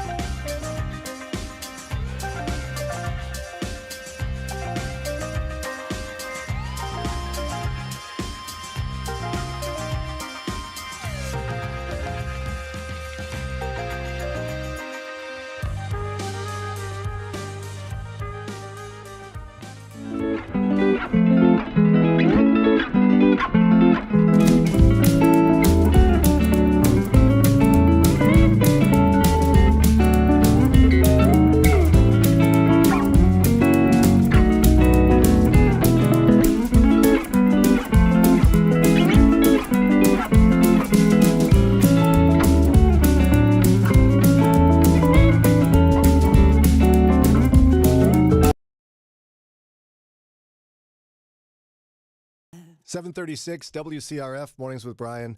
Ron missed out on this, but before we get to our topic, let me just say that being in midlife is a challenge. I've got... I went through midlife.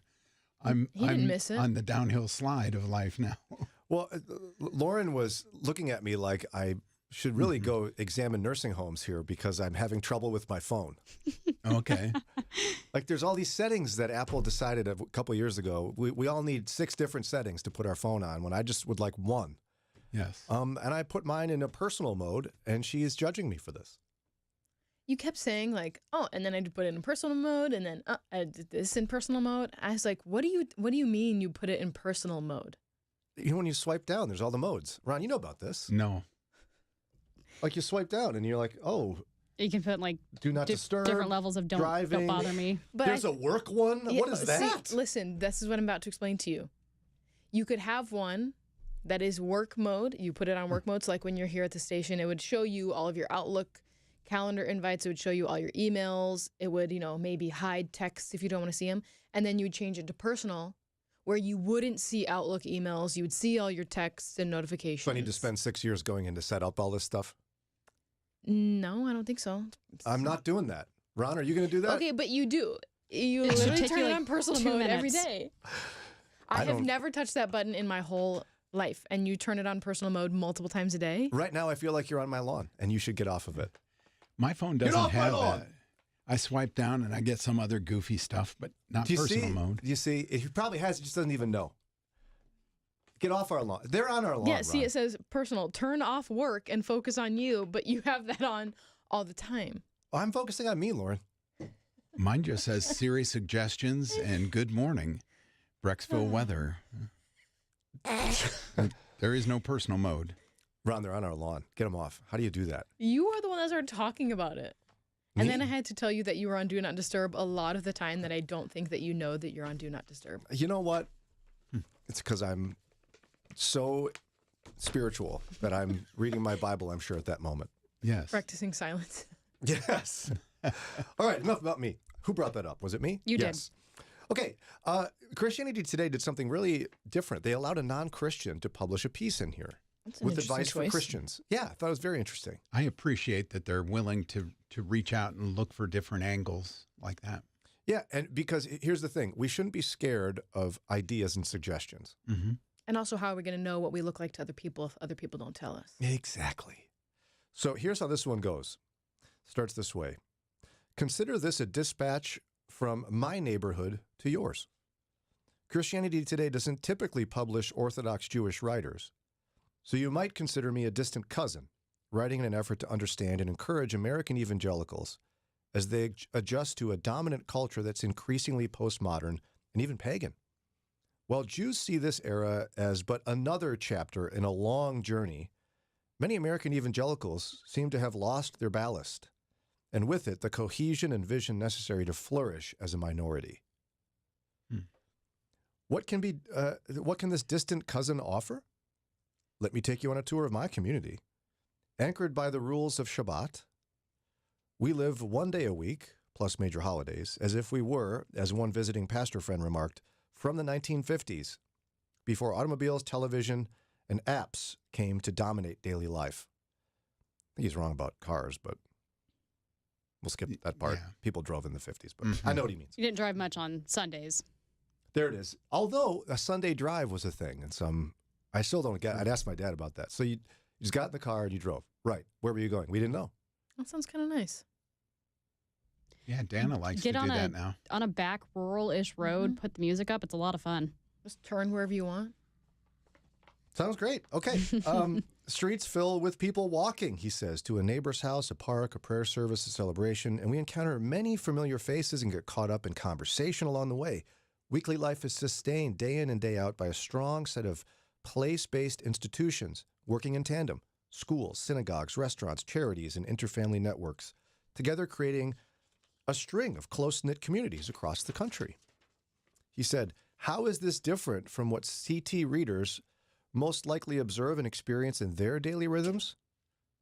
Well, socialized to believe that their culture was the majority, it seems Christians have invested much less than Orthodox Jews, in 4 key elements of faithful living required to thrive as a minority. So he's essentially saying there's 4 keys to how we can successfully live as a minority for, I don't know, forever, for all of world history, and why you're struggling. Mm-hmm. Now, before I get to those, he says this: from my vantage point, it appears that American Christians in general, and evangelicals in particular, are perplexed as to how to handle a world in which they are but a minority. Nationally, many Christians are trying to reshape the majority culture and political landscape as if their own future depended on it, creating a backlash against the faith that makes sustaining and enlarging it even harder. Fair assessment from an Orthodox Jewish man? Yes. Mm-hmm. Yeah. How does that resonate with you? I think most of us, you know, boomers on up, we've grown up with America being the number one superpower in the world and Christianity being the dominant religious affiliation, at least in name, for America. Mm-hmm. So we've had that viewpoint that, you know, we can do anything because we're Americans and God is for us. Well, that's changing. America, you know, is still the dominant superpower in the world. Occasionally you get some flexings from other countries, but they kind of come and go. But the Christianity is becoming less and less a thriving community, at least by name. You know, people are more and more saying, no, I have no religious affiliation. Mm-hmm. Yeah, I think it's really comforting and sobering for a Jewish man to be saying, hey, remember where your help comes from, where your hope and your joy comes from. I mean, we complain that we're a minority and we're being persecuted. You talk about a historically persecuted group, the Jews. Right. And they're still around. Oh, yeah. And they've thrived in many different types of society, right? Mm-hmm. So he thinks he's got a recipe for this. Now, I will say I find it interesting. At our men's conference this last year, we did a panel together. Remember, all of us went up there, and we did kind of a version of the show. Mm-hmm. One of the conversations we had was the idea that Ed Stetzer said back in like 2012 that we lost the culture war. That was a controversial thing for us to talk about. Like there was a significant number of people in the audience that were just not so sure we've lost the culture war. And now we have an Orthodox Jewish guy going like, hey, you guys, you get it yet? You get it? You're a minority like us. Mm-hmm. Come on over. We'll help you figure this out. Or not. He's saying that we're creating a backlash against the Christian faith that makes sustaining and enlarging it even harder as we fight to try to make the majority agree with us when we actually are not the majority. He's saying it's obvious. Yeah, we don't see it. We're too close. Many of us. Yeah, I don't. And I think what's interesting historically speaking as well is when you look at, like, for example, One Nation Under God, that part of the Pledge of Allegiance was added in like the 1950s by Dwight Eisenhower in his administration. And part of that was a direct response to the Cold War. And the rise of communism. Yeah, because communism was distinctively atheist. Right. And so one of the ways we like forced ourselves to identify as how opposite we were of atheists was by ingraining our theism into our like motto, you know, in God we trust and all that stuff. I'm not saying that it wasn't sincere, but it wasn't necessarily born out of a revival from the Great Awakening of people wanting to turn to Jesus. We're just going like, oh yeah, you guys are atheists? Well, we're not. It's kind of like playground one-upmanship almost. It is. And should we be surprised that once the Soviet Union collapses in like 91 and society kind of drifts looking for who's going to be the bad guy in movies now? We still spent another 10 years after that making that. Like the remnants of the Russians were still after us. Right. But like as we no longer had to distinguish ourselves, it seems like people just stopped caring about it. I think the stop caring probably started even before the Cold War ended. I mean, you can just see how culture shifted starting in probably the 60s or the 70s. And slowly drifted. Now, he says he's got 4 key elements, this Orthodox Jewish writer for Christianity Today, 4 key elements of faithful living that are required to thrive as a minority. I'm going to give them to you, and then we'll dig into what they are here after a quick break. They are, number 1, educating children separately from the broader society. Number 2, marking space and time to bolster community cohesion. Number 3, strengthening local institutions. And number 4, reducing the influence of secular media. The Praise and Worship channel from Moody Radio is your place for praise and worship anytime. The best of today's Christian music. Familiar favorites you come back to again and again. All calling you to a place of praise and worship. Listen to the Praise and Worship channel online at praiseandworship.org and anywhere you go this summer on the Moody Radio app, a ministry of Moody Radio. Moody Radio is on the air thanks to support from our listeners and businesses like Fellowship Home Loans. They'll talk about the numbers as well as your hopes, dreams, and the market's reality. Home is where the heart is. It's where families grow and where dreams are born. More information is at 800-804-7283. That's 800-804-SAVE or fellowshiphomeloans.com. Welcome home. Like a seasoned angler, our enemy, the devil, opens his tackle box and selects the lure most likely to attract his intended prey. The lure is a lie. Each lie we bite on causes us to feel pain, injure a relationship, or miss out on God's intended purpose for our lives. Are lies holding you back? Discover the power of the truth. Lies Men Believe. Available at moodypublishers.com. Keeping your eyes on Jesus in a changing culture can be difficult. Let us help. It's Mornings with Brian on Moody Radio, Cleveland.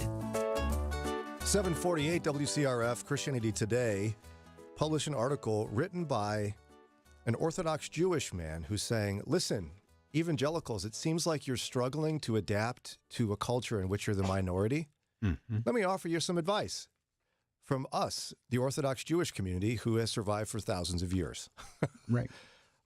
Now, just because he's giving advice doesn't mean we have to like all of it. And this is what I want to do, is analyze his advice. True. He's essentially saying Christians ought to create their own version of insulated Orthodox Jewish community. That's what he's saying. Okay. Be just like us. So let's look at his 4 points one at a time. If you missed it, again, he's saying there's 4 key elements of faithful living required to thrive as a minority in culture. Here we go. The first one, he says, educate children separately from the broader society and make that learning a lifelong part of the faith. So he said, Jews are famous for our focus on learning. We are, after all, the people of the book, and learning Torah is the central element of our faith. But there's another rarely stated reason religious education is so important to us. Historically, only Jews who emphasized learning in Jewish schools and absorbing Jewish ideas were able to transmit their identity to subsequent generations. Everyone who did not do so assimilated. As such, religious Jews build schools everywhere we go, take on enormous hardship to ensure that our children only go to such institutions. Public schools are not an option, he says. And while some homeschool, most Jews believe that communal education settings inculcate values and knowledge that could not be replicated otherwise. Okay. So he's saying one of the keys to thriving as a minority is public school cannot be an option for you. Homeschooling isn't the best move. You have to, at great personal and community sacrifice, create religious institution-based schools so that you can teach your kids religion and other types of learning. This is, I saw that, and you can't just read that and go, oh, great idea. That's a controversial idea. Yes, it is. What do we make of this? Is he right? Is this the way Christians ought to do it? We ought to make our own schools, or we go to our schools, and that's it. I'm not saying there's anything wrong with a private Christian education. I think that's a great option for many families, but I don't think we should silo ourselves either, because we are called to go out into the world so that we can make disciples. Amen. That's what I was thinking of, that Great Commission, right? And going, how do we fulfill the Great Commission if we take his advice and essentially become a new kind of Orthodox Jewish community where essentially we're going to dress different than you, we're going to live together, and you can come and hang out, but we're about us. Yeah. And their directives do not include anything like the Great Commission. No, they do not at all. I mean, they're certainly welcoming of strangers and such, but it's not an evangelistic religion. Right. Am I getting that right, Lauren? A Moody grad? Yeah, that was the first thing I thought of is, well, they don't have the same calling to go and make disciples like we do. They're not worried if people convert to Judaism or not. Because they're also a race. So Right. their way of getting, having more people into the faith is by having children. Right. So they're not worried about if people are coming to their faith or not, where we are, and we should be because we're called to do that. I also then worry about if all the Christians leave public schools, who's there? If there's no Christian influence in public schools or Christian families in public schools or Christian teachers in public schools, then where do they have, influence? And also, you can say that you can't complain about culture anymore then because you've left it. You can't complain at all about what or how it's, against God or how you hate it or whatever because you've left. Right. So it kind of takes away your voice to have any commentary about what's happening in the world, in my opinion. Now, you've said before that you and Eddie want to send your kids to public school. Yeah. Why would you want to do that? Because somebody could say to you, why risk that with your small children? Maybe send them to public school in high school once they've had a firm foundation in their Christian faith, either homeschooling or private Christian school. Well, first of all, high school is the worst time to do that.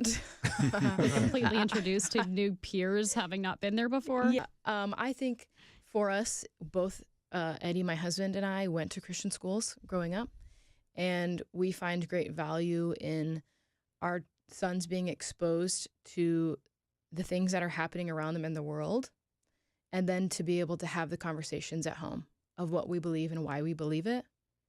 And so that they can go back into their schools and influence their friends of why are they different and why do they do things differently instead of just keeping them in like-mindedness.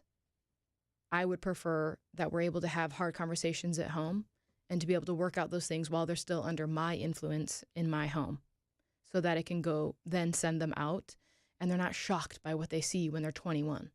Right. Yeah. I appreciate this gentleman's advice. Mm-hmm. And the strategy used by the Orthodox Jewish community has certainly worked to preserve culture. Again, I just think it's important for us to critically analyze it as he sets forth his four. Let's go to the second one. He's got, again, 4 ideas on how we can thrive as a minority in American culture or any culture. He said, second, mark space and time in ways that can sustain culture, values, rituals, and identity. He said, education's only a start if minority identity and set of beliefs are to be transmitted generation to generation. We must deliberately develop for our community, and especially our youth, an independent culture backed by its own history and narrative and instilling a sense of quiet strength and belief in the ultimate vindication of our beliefs. Engagement and even partial integration with mainstream society is permissible, but it should be done in ways that do not undermine our community's values and cohesion. Practically speaking, it is okay to live in a city, go to a secular college, and work for a big company, as long as you live and mainly socialize with your own community. It is essential to observe Sabbath and major holidays. Don't we already live by the Christian calendar? Right, but he's saying essentially you can go out and make a living in society, but create an insulated community that you go back to that preserves your values. And again, I think completely siloing yourself and your fellow believers is completely contradictory to what Scripture tells us to do. Yeah, I get why it works for the Orthodox Jewish community. Right. I actually respect how they've managed to do this for so many years. But yeah, I don't know if he totally understands the call of the Christian life.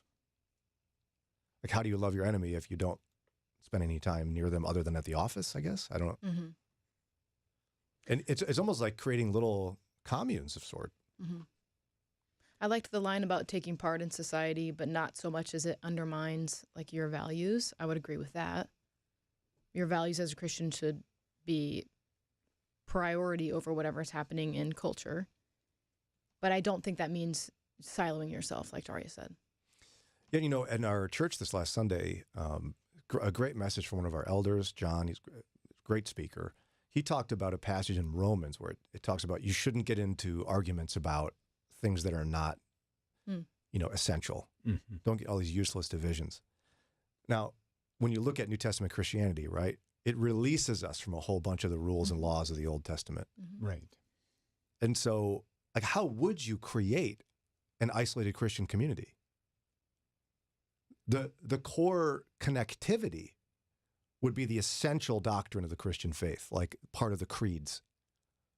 But outside of that, I mean, they've got rules for when you can do this and that, and what you eat, and what you wear. We don't have those rules.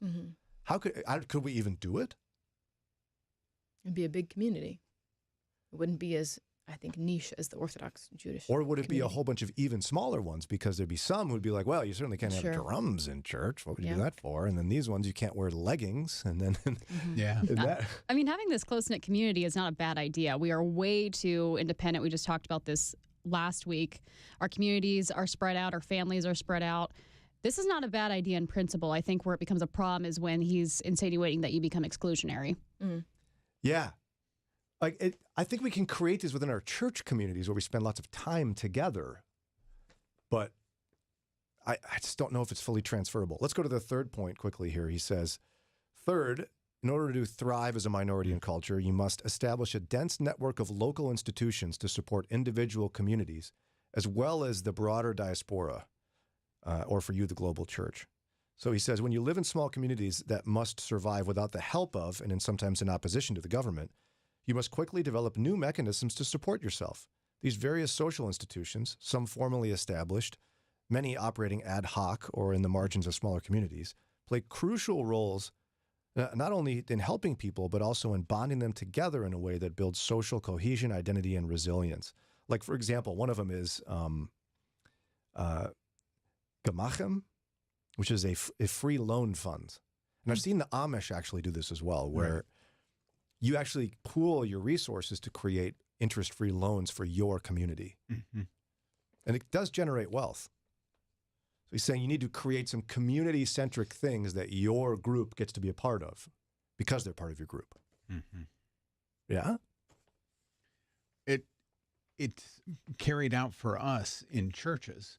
We don't live in the, particular same neighborhoods and stuff, but in the same greater area, 90% of churches are 200 people or less, and they tend to be in that general neighborhood. So, yeah, we get together and maybe you do the men who are automotively capable will hold a clinic and, typically single moms bring their car in and they have that worked on and things done for them that, that they couldn't afford or had no idea how to do. There's, work projects that go on. There's women tend to make the meal trains when somebody's had a loss in the family or an injury or something where they're laid up. Boom, the women are there constantly. So we do have that sense of community. And we do create somewhat, and they're not institutions, but we create systems to support people within our congregations. But I think a lot of those too, right? We designed for the good of the community around us. That's not part of our group. When you were hungry, when I was hungry, you gave me food. When I was thirsty, you gave me something to drink. I don't think he was referring to just people in your church. And to Ron's point, too, I would argue most people don't have that. Like, that is the goal. That is what the church is supposed to be. But so many people, we've talked about this a lot recently, they just come in, they put in their 2 hours on a Sunday, and they leave. They don't know anybody. They're not actually in a community. They're just, their butts in the seat. Yeah. Yeah, there's one more point. Perhaps we can get to this on Friday. He has, I appreciate the gesture of it, saying, listen, we're not going around trying to make the entire country Orthodox Jewish. He says, he's almost like you're wasting your breath and your time trying to make the whole country Christian. Figure out how to thrive as a minority. And I think that admonition's good. I'm not certain his advice is super helpful. I wish it were more helpful. It's just my analysis of it. There are lots of good pieces in there that I think we can glean from. Yes, there's thoughts, there's pieces. It's not perfectly transferable, but the concept of learn how to thrive as a minority, I like that. Mm-hmm. I think we would actually do well to put our energy to that. It's 8:01, time for a quick break, and we come back. Are virtual friends, or even connecting on FaceTime or whatever, is that just the same as meeting in person? Science basically has an answer. Mornings with Brian on Moody Radio Cleveland, WCRF Cleveland, WVMS Sandusky, WVML Millersburg, WVMN Newcastle, WVME Meadville, WVMU Ashtabula, and everywhere with the Moody Radio app or at moodyradio.org/Cleveland.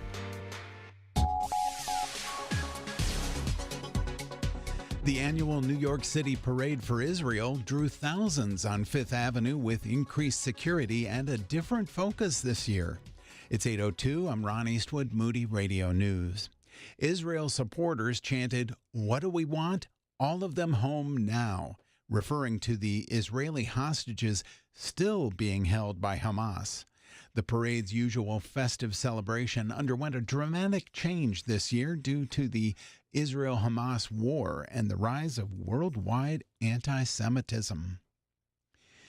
NTSB investigators today are continuing their work in Youngstown. Investigators drew a report a crew had been in the basement of the Realty building and were unaware that a gas line was pressurized until they cut into it a third time and then detected a leak, leading to the explosion just minutes later. And mission accomplished. The Akron Canton Regional Food Bank reports that they have hit the goal set for their annual Harvest for Hunger drive. The effort began March 1st with a goal of raising funds sufficient to cover the cost of 4.2 million meals. Sports and weather in just a moment. Learn to study, interpret, and apply the Bible as you earn your Bachelor of Arts degree in Biblical Studies. A deep analysis of Scripture helps you understand how the Old and New Testaments fit together and how the Bible relates to contemporary life and ministry. Study under world-renowned professors at the Moody Bible Institute in Chicago and graduate prepared for ministry wherever the Lord leads. Learn more and apply online at moody.edu/biblical studies. moody.edu/biblical studies. In sports, not a very good weekend. The Guardians fell to the Nationals 5-2, while the Pirates dropped one to the Jays 5-4. Here's your Moody Radio Cleveland forecast. Patchy fog this morning, but turning partly sunny as the day goes on. High temperatures in the lower 80s. And at our most recent check, cloudy skies, 64 degrees in Cleveland. Akron and Canton still reporting a fog, 63 the temperature. Ashtabula is cloudy and 63. It's time for your moron moment. Well, happy meteorological summer.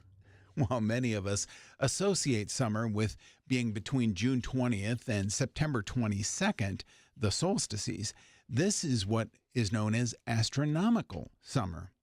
Practically speaking, the warmest months of the year are June, July, and August, hence meteorological summer. Whichever way you choose to reckon by, please remember to hydrate and use sunscreen this summer. And that's your Moron Moment.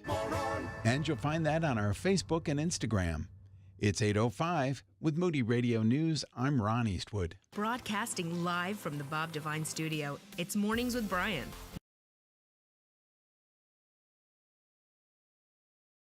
Do you ever wonder why success can feel empty? Why is more money still never enough? Or why relationships can be so hard? Try something different today. On your way to work, turn on your radio and join our conversations about life's deeper questions. And don't worry, we drop the pretense and don't take ourselves too seriously. But like you, we're looking for transformation in life. When you allow someone to fully know you and still love you. Join us for Mornings with Brian, weekdays starting at 6 a.m. on 103.3 FM. Mornings with Brian. Moody Radio Cleveland. 103.3 at 6.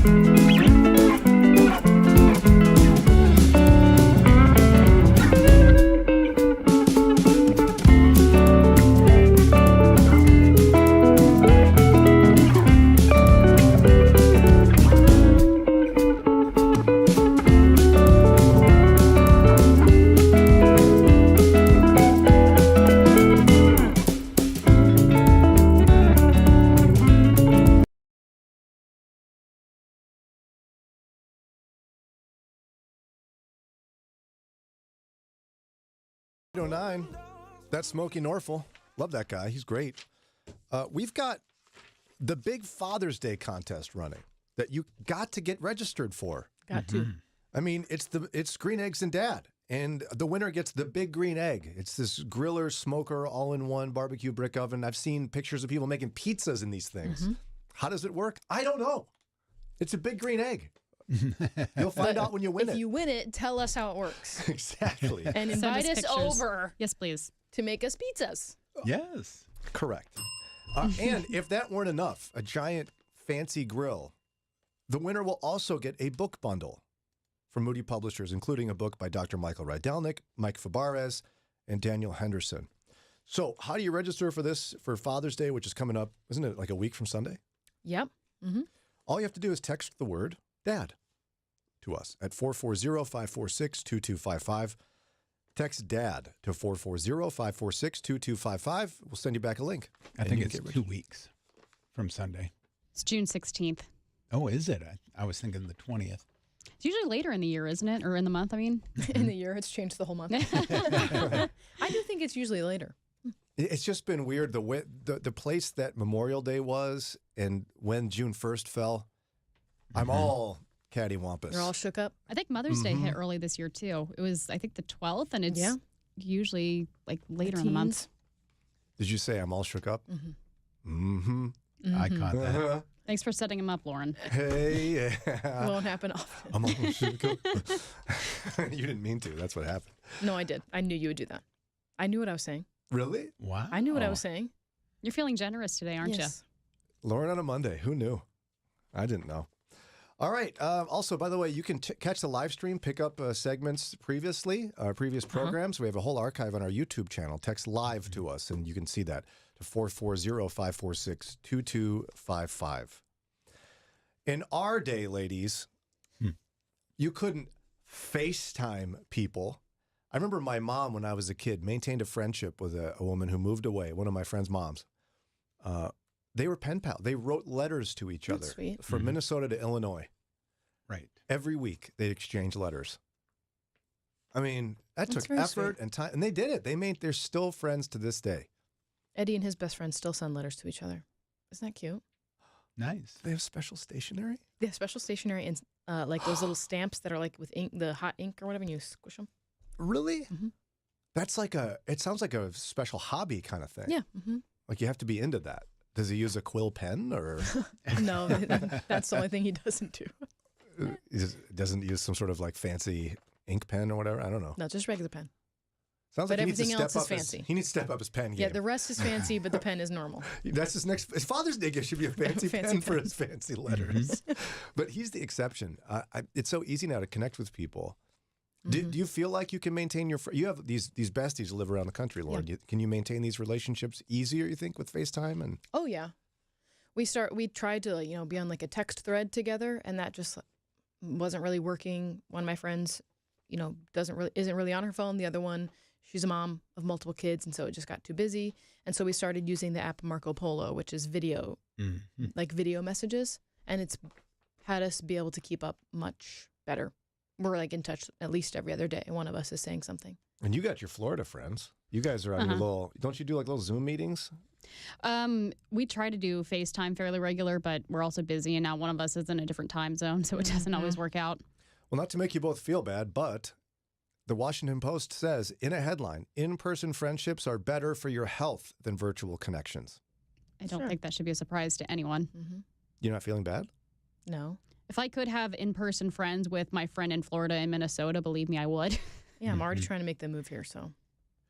Yeah, one of my kids yesterday discovered that it's much easier to get mom and dad to say yes to hang out with your friends if you just get on your bike and ride it. So you don't have to take them? Yeah, you got to organize who's doing the pickup. Sure. It's like, it was revolutionary that you could ride your bike down the street. Wow. And when that was over, we were like, wasn't that great? Yeah, that was pretty fun, actually. That just let us know throughout the summer that you want to do that. And you could go do that. Really? Wherever you want to go, just please. Go, kid. Get on the bike, go. So the Washington Post says that a woman named Maria Brañas, who's 117. Whoa. I thought that was made up at first. No, she's the oldest known living person on Earth. Wow. Believes that one of the secrets to a long and healthy life is having a good connection with friends and family. Okay. 117. Just change your name to Methuselah here. Right. I had an aunt that was 111. Wow. Oh my. I don't even know how to. I know. I Like can't process 100 it. sounds like such an accomplishment. She went 11 more years. Uh-huh. It's a long time. She was feisty till about the last year, too. Wow. And who's going to mess with a 108-year-old, you know? I'm 108. Leave me alone. Okay. You got it. Sounds good. So a growing body of research shows that the supercentenarian is what she is, might be onto something. It's long been known that people who enjoy high-quality friendships have better health. The effect is so strong it's comparable to the longevity benefit of eating a Mediterranean diet. Oh. But simply having good friends and feeling connected isn't enough. Research suggests that our health, for it to truly thrive, we need to physically meet with our friends on a regular basis. Now, there's been multiple studies of this. I've got one that's my very favorite. We'll get to in a moment here. A recent study analyzed 13,000 volunteers. It didn't just measure how many friends they had, but how often they met face-to-face. And having face-to-face contact with friends at least once per week was a strong predictor of better physical and mental health. Calling and texting did not have similar benefits, according to the researchers.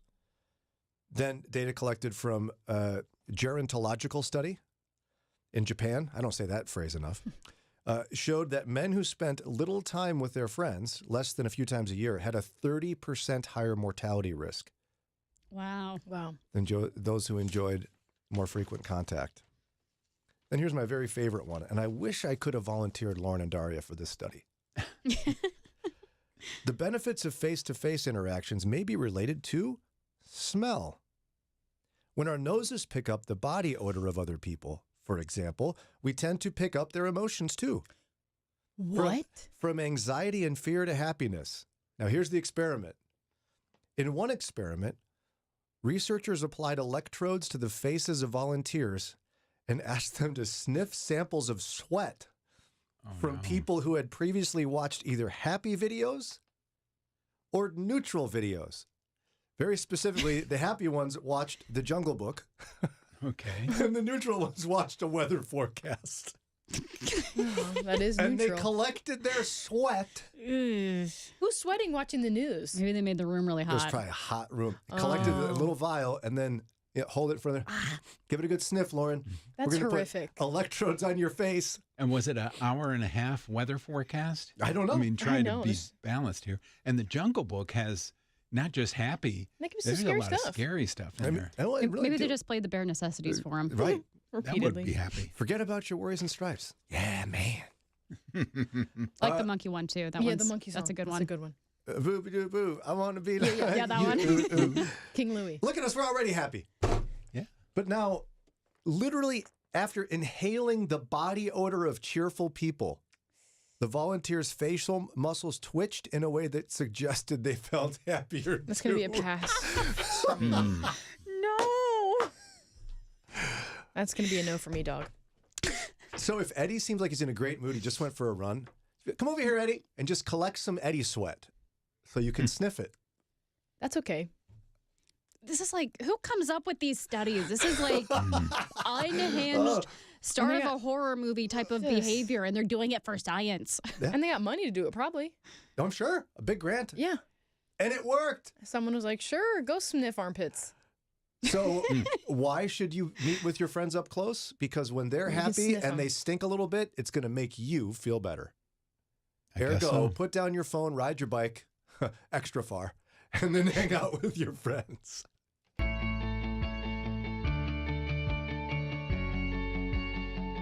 Hello, Ron Warren here with your Pro Abundant Life Minute. Should the circumstances of our conception and birth determine our value and worth? The pro-choice movement says yes. For example, a professor at Texas A&M recently said, in defense of the abortion pill, that children from unwanted pregnancies are more likely to face challenges in school and life, and therefore aborting them is an appropriate choice. In contrast, the pro-life movement believes that we are all created in the image of a loving God with a purpose. The pro-choice movement takes us backwards to a time when people's value was determined by their parents and their conception. I choose the pro-life vision. For more pro-abundant life insights, visit care-net.org.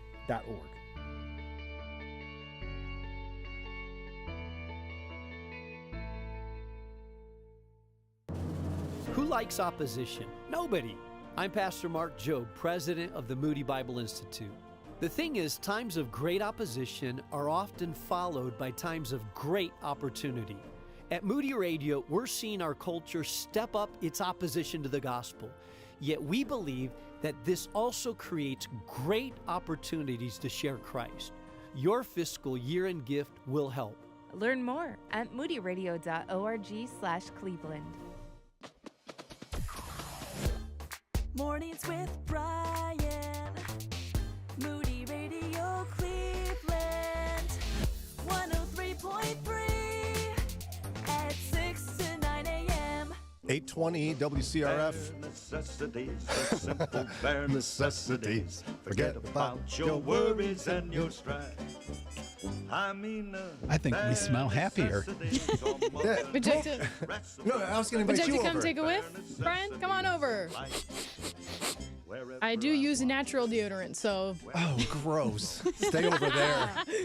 What does that even mean? Leaves? You rub Maybe. leaves under I don't there? know. I'll look at the ingredients. I like extra aluminum in mine. That keeps the smell away. It actually does, though. Mm-hmm. That's why I like it. I know. Okay. So let's just imagine, if you will. Well, actually, backing up, I was going to say it is Old Man Monday for me because I keep finding myself saying, in my day today, Yeah. if I wanted to know how to spell a word, I'd actually go get a dictionary, pick it up, think about the alphabet, find the word, find the definition. Spell it right enough to look it up in the first place. Right. Yeah, I hope I got the first two. Encyclopedia, something. Right. What do you guys do if you don't know how to spell a word? I type it into like Google or something, and it'll correct it. Same. Right. I mean, if you really want to get remedial, you go to Microsoft Word or something, Sure. and that'll tell you. But if you want to know right away, you Google it, right? You know Google is watching you? Looking at how I spell Yes. words. Yeah. Yeah, they're always watching, but I didn't know about that. So as this one Fox News story indicates, spelling's not always easy. It really isn't. No. Everyone has that one word, you know? You just Oh, yeah. can't spell it. And some of them, there's those rules in the English language that have exceptions. I before They E, all do. except after C, but sometimes Y or whatever. But that's only not true it, for but- I think 60% of words. Yeah. Yeah. Welcome to America, where we anyway. So some people might find themselves running to a search engine a few times a day to think about what they spelled and try to get it right. Will Google put together a map Oh, no. of which words each state has the most trouble spelling Is my word on there? over the last year? That's great. I want to know if my word's on there. We're going to get to Ohio here in a few minutes.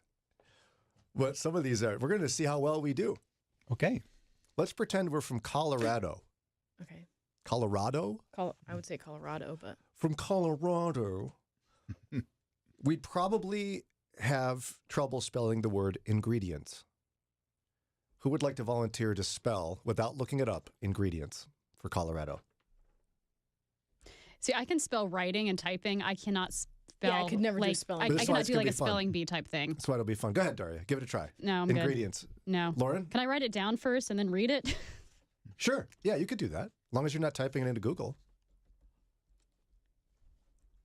Everyone's in their car spelling right now. I'm writing my finger. INGREDIENTS. Correct. All right. You were worried at the IE part. No, I wasn't. No? I can Toward spell the it. end. I need to see it first. Yeah, same. Now, if you're from Wisconsin and Virginia, you have trouble spelling one word. It's just a 4-letter word. Oh, no. Wisconsinites and Virginianites struggle with the word ally. It's not hard. Is it? ALLY? Very What good. do they think? Do you think it's IE, like Allie? I don't know. I was surprised by that one too, but I was like, all right, guys, it's hard, I guess, being you. We're looking that up the most. Here we go. This one's going to be, we're going to give it to Lauren. Oh, great. It's probably my word that I can never get. Texas and Arkansas seem to really struggle with how to spell physique. Oh. You can write it down if you need to. Thank you. I'm going to, even without your permission. Everyone is. We'll get to Ohio's in a few. This is fun, isn't it? Okay. This is Ron's idea. I love it, Ron. Physique. Very good. We got some smart people here. If you were in Wisconsin, people would be like, wow. Oh, sorry, Texas. They'd be like, wow, look at her. She's smart. Now, a few states seem to be confused about how to spell the names of their fellow states. Well, some are hard. Yeah. So, like, for example, if you were in Maryland, you really aren't quite sure how to spell the neighboring state of Pennsylvania because that was the most searched word. Well, there's a lot of letters in there. Is it two N's? Is it one? Ron went to school there, so he better get this right. Go ahead. Yeah, you just think it's Penn's Woods. PENNSYLVANIA. Correct. So 2 N's at the front, 1 N at the back. Got it. Right. That's where people might get messed up. They're like, how, those people are in Pennsylvania, what are they doing? How many N's? Pennsylvania. Now, Nebraska apparently really struggles with how to spell California. You're kidding. The most looked up word in Nebraska was like California. Every letter is like accounted for. Yeah, like sounding it out? Yes. Should we even spell it or just move on? No, we should move on. Okay. Utah seems to be the only one that really is making sense here. Utah struggles with how to spell Mississippi. Oh, that's M-I crooked letter I. What? M-I crooked letter I. Humpback I. Who taught you that? I don't remember. Yeah. Have you ever heard of that? I remember hearing that, but I could never make sense of it. And I still don't know what that's supposed to mean. I, crooked letter I, humpback I. That still makes no sense to me to this day. I don't get it. That doesn't help me. Like I know crooked letter is an S, but I don't understand how the humpback is a P. But let's see if it works. Go ahead. MISSISSPPI. You missed one I. IPPI. IPPI. If you wrote it down, you would have gotten that I. Yeah. MISSISSS. I used to always add an S when I would do it, trying to I think you pattern just it did out. it now. I think you said 3 S's No, in a I row. did. Yeah. I was trying to prove that. Yeah, SSSS. yeah. I kept just SSSSSSS. Yeah. I always That's learned it funny. MISSISSIPPI. Oh. I'm more confused when that's over. Yours, there's a humpback in there? Humpback, Is it a humpback whale? I. 2 P's. I still don't get it. A P is a humpback? Yeah. Maybe like the back is the stick of the PE and then it has a humpback. Where did you learn this? Was I this when don't you lived know. overseas? No, I had friends that did this in like 3rd grade, and I'm like, just learn how to spell the word because that I makes don't no know where I sense to me. learned it. I went to school in a lot of places. Now, the lovely state of Hawaii. Maybe it was in Nevada. I went to elementary school in Nevada, and it's right next to Utah. Maybe it was there. Maybe. Over there, humpback. Yeah. Spell. Anyway, Hawaii, their most looked up word was how to spell Philippines. Oh, it is hard too. Who wants to try? I'm going to get confused with Philippians, so I better not. There's lots of letters in there. It would be capital P because it's a country. HILLIPINES.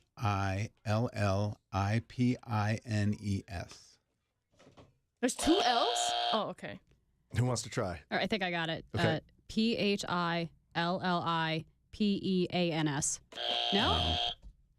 PHILIPPINES. Okay, apparently we can't do this either. PHI. We need to go to Hawaii. Let's go to Hawaii. Oh, I think I love it. Here it is. PHILLIPPINES. 2 L's, 2 P's. Oh. ES. 2 L's and 2 P's. This is a tough one. Way to go, Hawaii. 2 L's, 2 P's. And then you have North Carolina and Arizona struggle to spell the word colonel. Well, that's just a silly word. Go ahead, Lauren. Yeah, go ahead.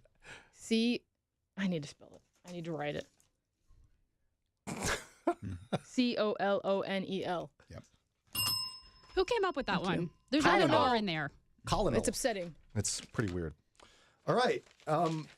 If you want to feel even worse about yourself today. Rob Fenn said he thought everyone spelled it like I did, so thank you so much. Oh, wow. Rob Fenn's always on your side. Yeah, he is. In fact, here's something about He's trying to buy me Rob back Fenn. after calling me Shaq. Baby girl. He probably is. He feels bad about that. See, that's how I learned how to spell Mississippi in Cleveland. See? Tina too. Florida, for Daria's history here, is, and if you're watching the live stream, I need bifocals, but I'm too proud to get them. My optometrist was like, you also got so close to the mic, it bonked. I'm not Daria, getting I'm bifocals. gonna need you to make that a short, please. I'm not doing You got it. I'm not getting them. Florida struggles with the word language. Oh no. I'm surprised that's all they struggle with. And then you have, let's see, who is that? Oh my gosh, you need to watch the live stream. You're missing so much if you're just on audio. Guess what Ohio's is? I'm mad about this. The most searched word in how to spell in Ohio. Is it Michigan? No. In Michigan, it's cousin is the word. Sorry, guys, that's kind of weird. Equal. Once again, all the letters accounted for. Yeah. Guys, what are we doing? We need a little meeting here. What's your word that you have a hard time spelling all the time? Like you always catch yourself, well, don't know how to spell that one.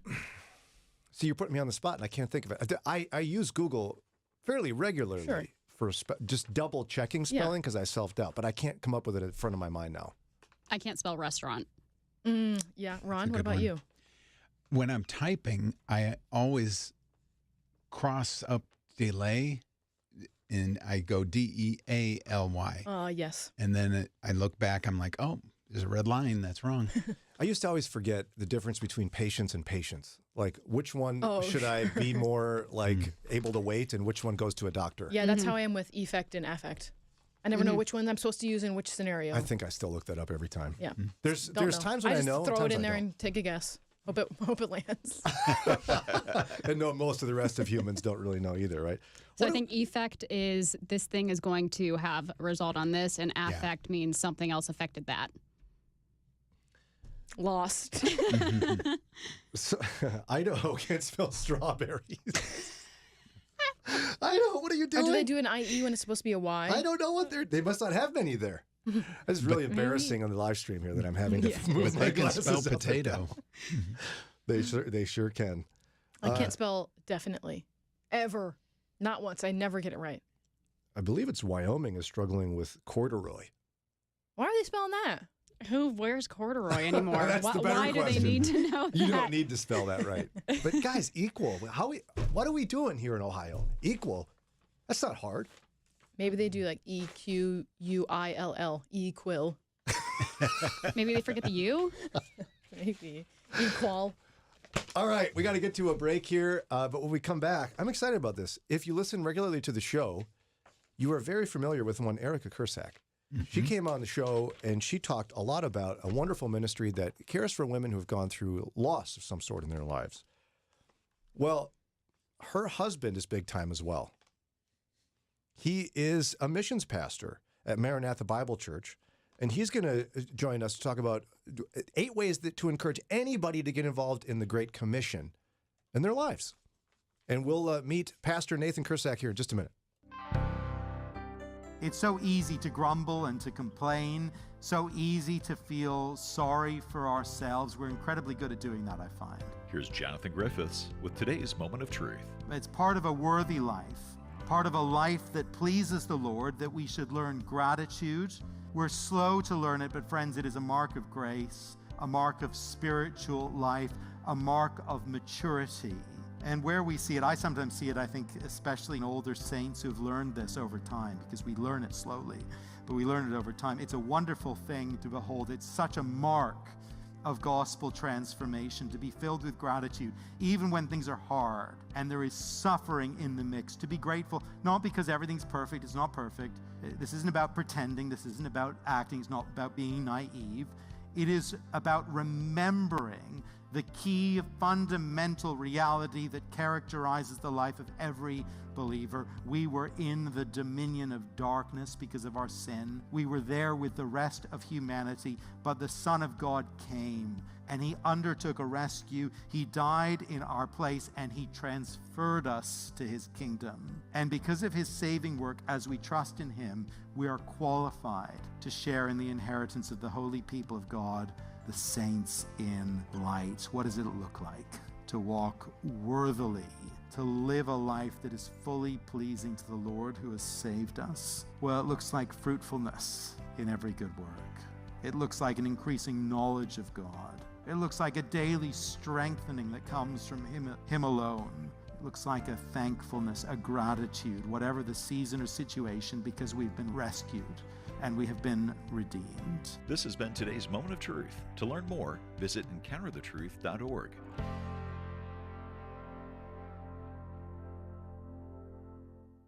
The words you are about to hear are taken from letters sent in by members of the Trinity Debt Management Program. Dear Trinity, today I'm making my final credit card payment. Before I came to you, I was in a constant state of anxiety and panic, but now there is hope for my family's financial future. Working with Trinity made me understand that I'm not alone. You really do help people. Your kindness will never be forgotten. Without Trinity support, I would not have achieved my lifelong goal of becoming debt-free. We saved a lot on interest and penalties, of course, but the reward was the gift of human kindness. Trinity has carried me through a very difficult time in my life. You're amazing. I used to feel so anxious and hopeless. Now I feel grace and peace. God bless Trinity as you continue to help others become debt-free. If credit card debt has you down, call Trinity at 1-800-659-9. Mornings with Brian. Moody Radio Cleveland. 103.3 at 6 to 9 a.m.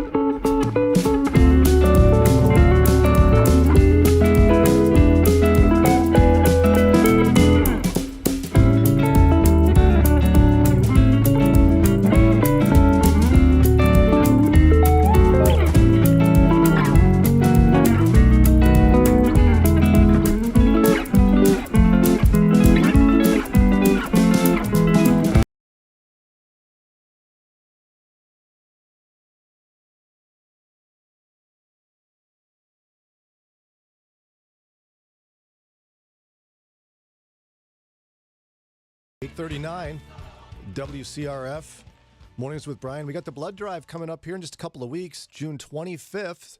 You're like, that's not a couple weeks away. Oh, yeah, it is. We're in June already. Wow. How did that happen? I guess, May just finished. I guess that's how that happened. Yeah, time keeps on slipping into the future. Don't tempt me, Ron, with your music lyrics. Again, June 25th, Cuyahoga Valley Church in Broadview Heights, 7 a.m. to 7 p.m. Make your appointment. Walk-ins are welcome, but again, we highly encourage appointments. We'll be there. Would love to see you. Text the word DRIVE to 440-546-2255. I guess texting blood would be awkward, right? Is that what you were thinking? Yeah, I thought about it. I was like, blood. Did we do that last year where the keyword was blood and then we got a whole bunch of... I think it was give or something like that. Was it? Yeah. We can't bring I did the exact same thing, though. I almost made it blood, and I was like, I can't. Because then we get to see all the texts that come in saying blood. Drive. Yeah, drive. Yeah. Blood drive. I like that. Text Thank DRIVE you. to 440-546-2255.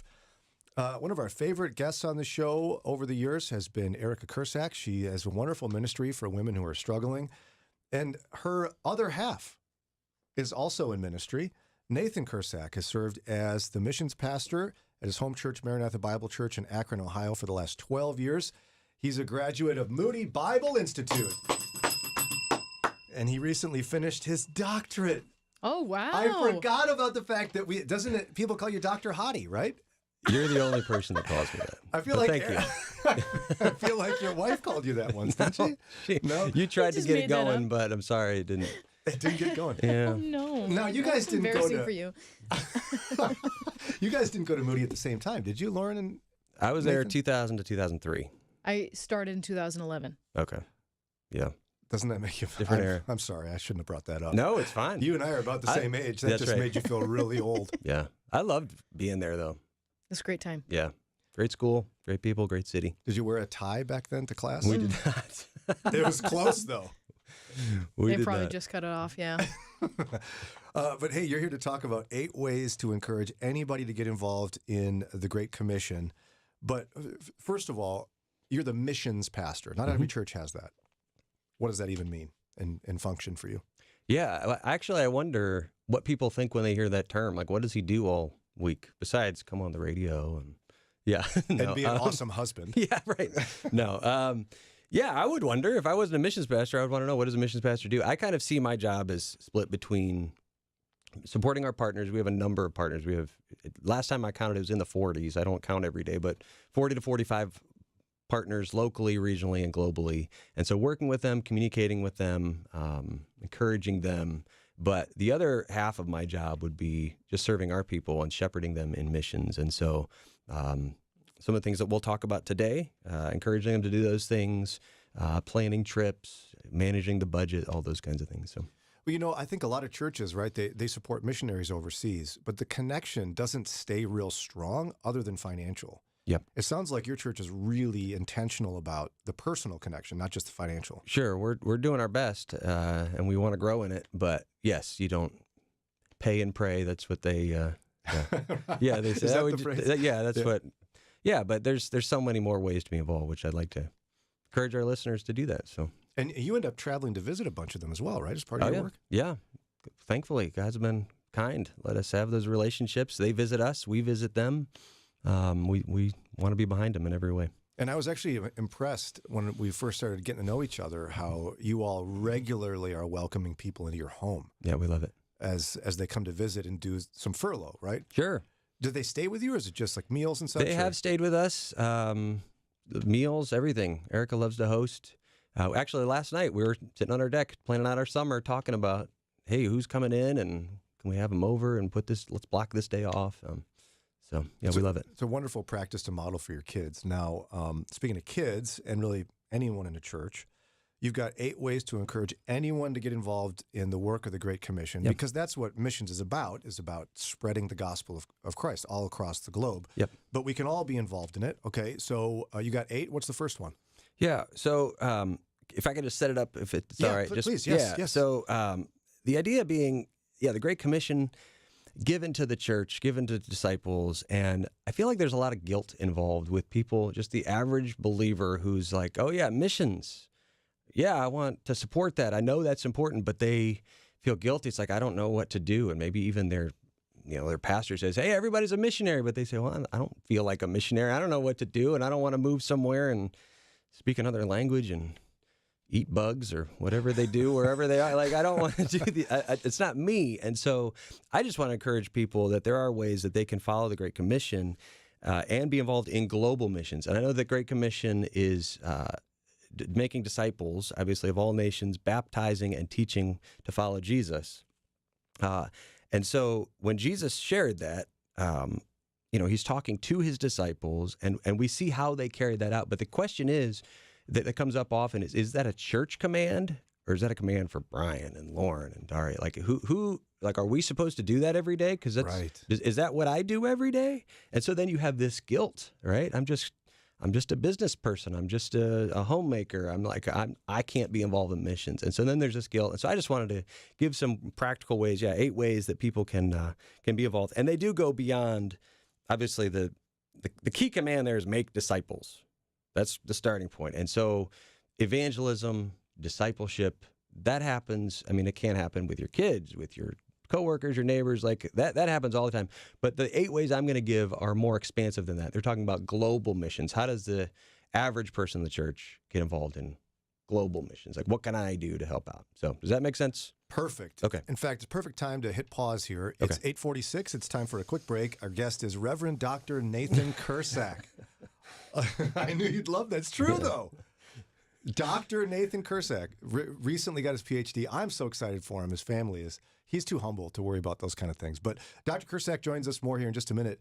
He's missions pastor at Maranatha Bible Church in Akron. We'll keep talking about ways that we can all be involved in missions here in just a minute. It's big. It's green. It's not a tie or a mug or a cordless tool.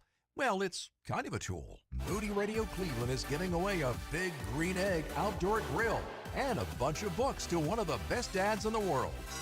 The egg isn't just a grill. It's a complete outdoor cooking system. Even if you are the dad or not a dad, enter to win a big green egg. Text DAD to 440-546-2255 today. You see a huge group of people and maybe they're in line to do something and they seem happy about it. You have to wonder, okay, what am I missing? What's going on here? What are these people excited about? Well, in this case, it's thousands of people and they're joining Medishare. Why? Well, Medishare is a much more affordable alternative to health insurance. It's reliable, too. It's a well-run community of Christians. They've been sharing each other's medical expenses for more than 30 years, so it's proven. And if you switch, you'll likely save hundreds of dollars a month. Most members wind up paying about half what they used to. And you know what? They find they like it better. Medishare's member satisfaction rate is 98%. That's way better than health insurance, as you might imagine. You don't have to pay for things you don't believe in. You get telehealth 24/7, huge freedom in choosing your doctors. At least check into it. This may be one of those things where you're like, why didn't I do this a long time ago? Why not start saving now? Call 877-58-BIBLE. That's 877-58-BIBLE. 877-58-BIBLE. Counseling. It's what God created you to do. When you earn your Master of Arts in Clinical Mental Health Counseling from Moody Bible Institute, you'll be equipped to help others become who God created them to be. Study at Moody's Chicago or Michigan campus, where you can secure certificates in the areas of marriage, family, and couples counseling, as well as trauma-informed counseling. Learn more and get started on your counseling career today. Go to moody.edu/counseling. Join the conversation by call or text at 440-546-2255. It's Mornings with Brian on Moody Radio Cleveland.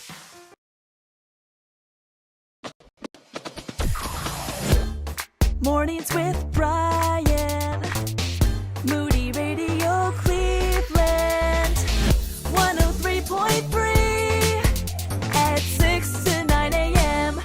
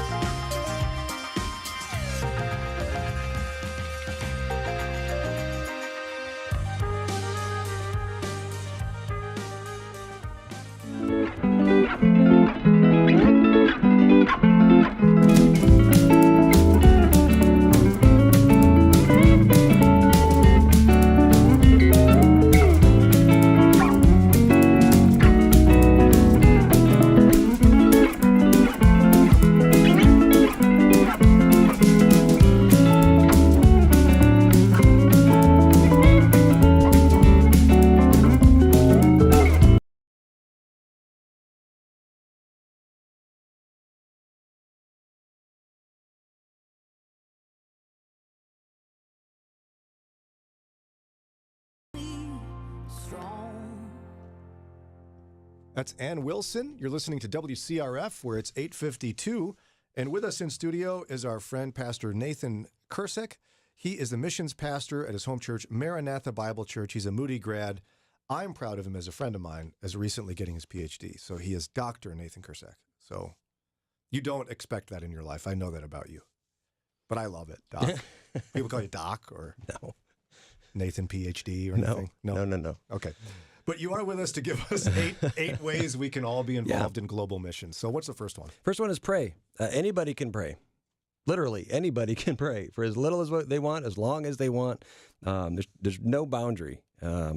Whatever you do all day long, there is time for prayer. And so we at our church use a daily prayer guide that we put together that has all of our missions partners that we list. And you can pray through that. Whoever's listening at their church, I'm assuming they have missions partners at their local church. If there's not a prayer guide, they can make one up. They can do a week long. They can do whatever format they would want. But God has to accomplish global missions. It's just simple as that. So. And you can pray by name for the missionaries your church pray supports. By name, yeah. And pray. Luke 10, Jesus said to pray for the Lord to provide workers for the harvest. And so it's just a reminder that's for me, that's the starting point. God has to do it. Let's ask him to do it. He's told us to pray. So, yeah, we start by praying. All right, what's next? Yeah. Give. Again, anybody can give as little as they have, as much as they have, whatever they would want to give. People can give. And so giving to your local church, giving to missions projects, Jesus said, where your treasure is, there your heart will be also. And so what do you treasure? If you treasure people hearing the gospel that have never heard it before, then that's worth your investment. And so, I would encourage people to give actively as well, not passively. I think sometimes, what do you mean by that? Well, there could be this guilt where it's just, okay, I'll give to missions and because I care about it and I feel like I should, and so I give. But I would encourage them, give actively and say, I'm excited about this. I want to pray about what I'm giving towards, and it's a joy to be able to give towards this need. So we encourage people to give. Very good. Yeah. The third thing people can do is serve even locally. We have a lot of local partners where people can volunteer, and so many people help with. There's foreign aid at a local partner's warehouse. They can help prepare that to ship. They love doing that. We have families that serve at homeless shelter, serving meals, even getting into jails and prisons, doing Bible studies. There are things you can do even locally, depending on your local church partnerships. But and it doesn't even take that much time or effort to do it, to be honest. Yeah.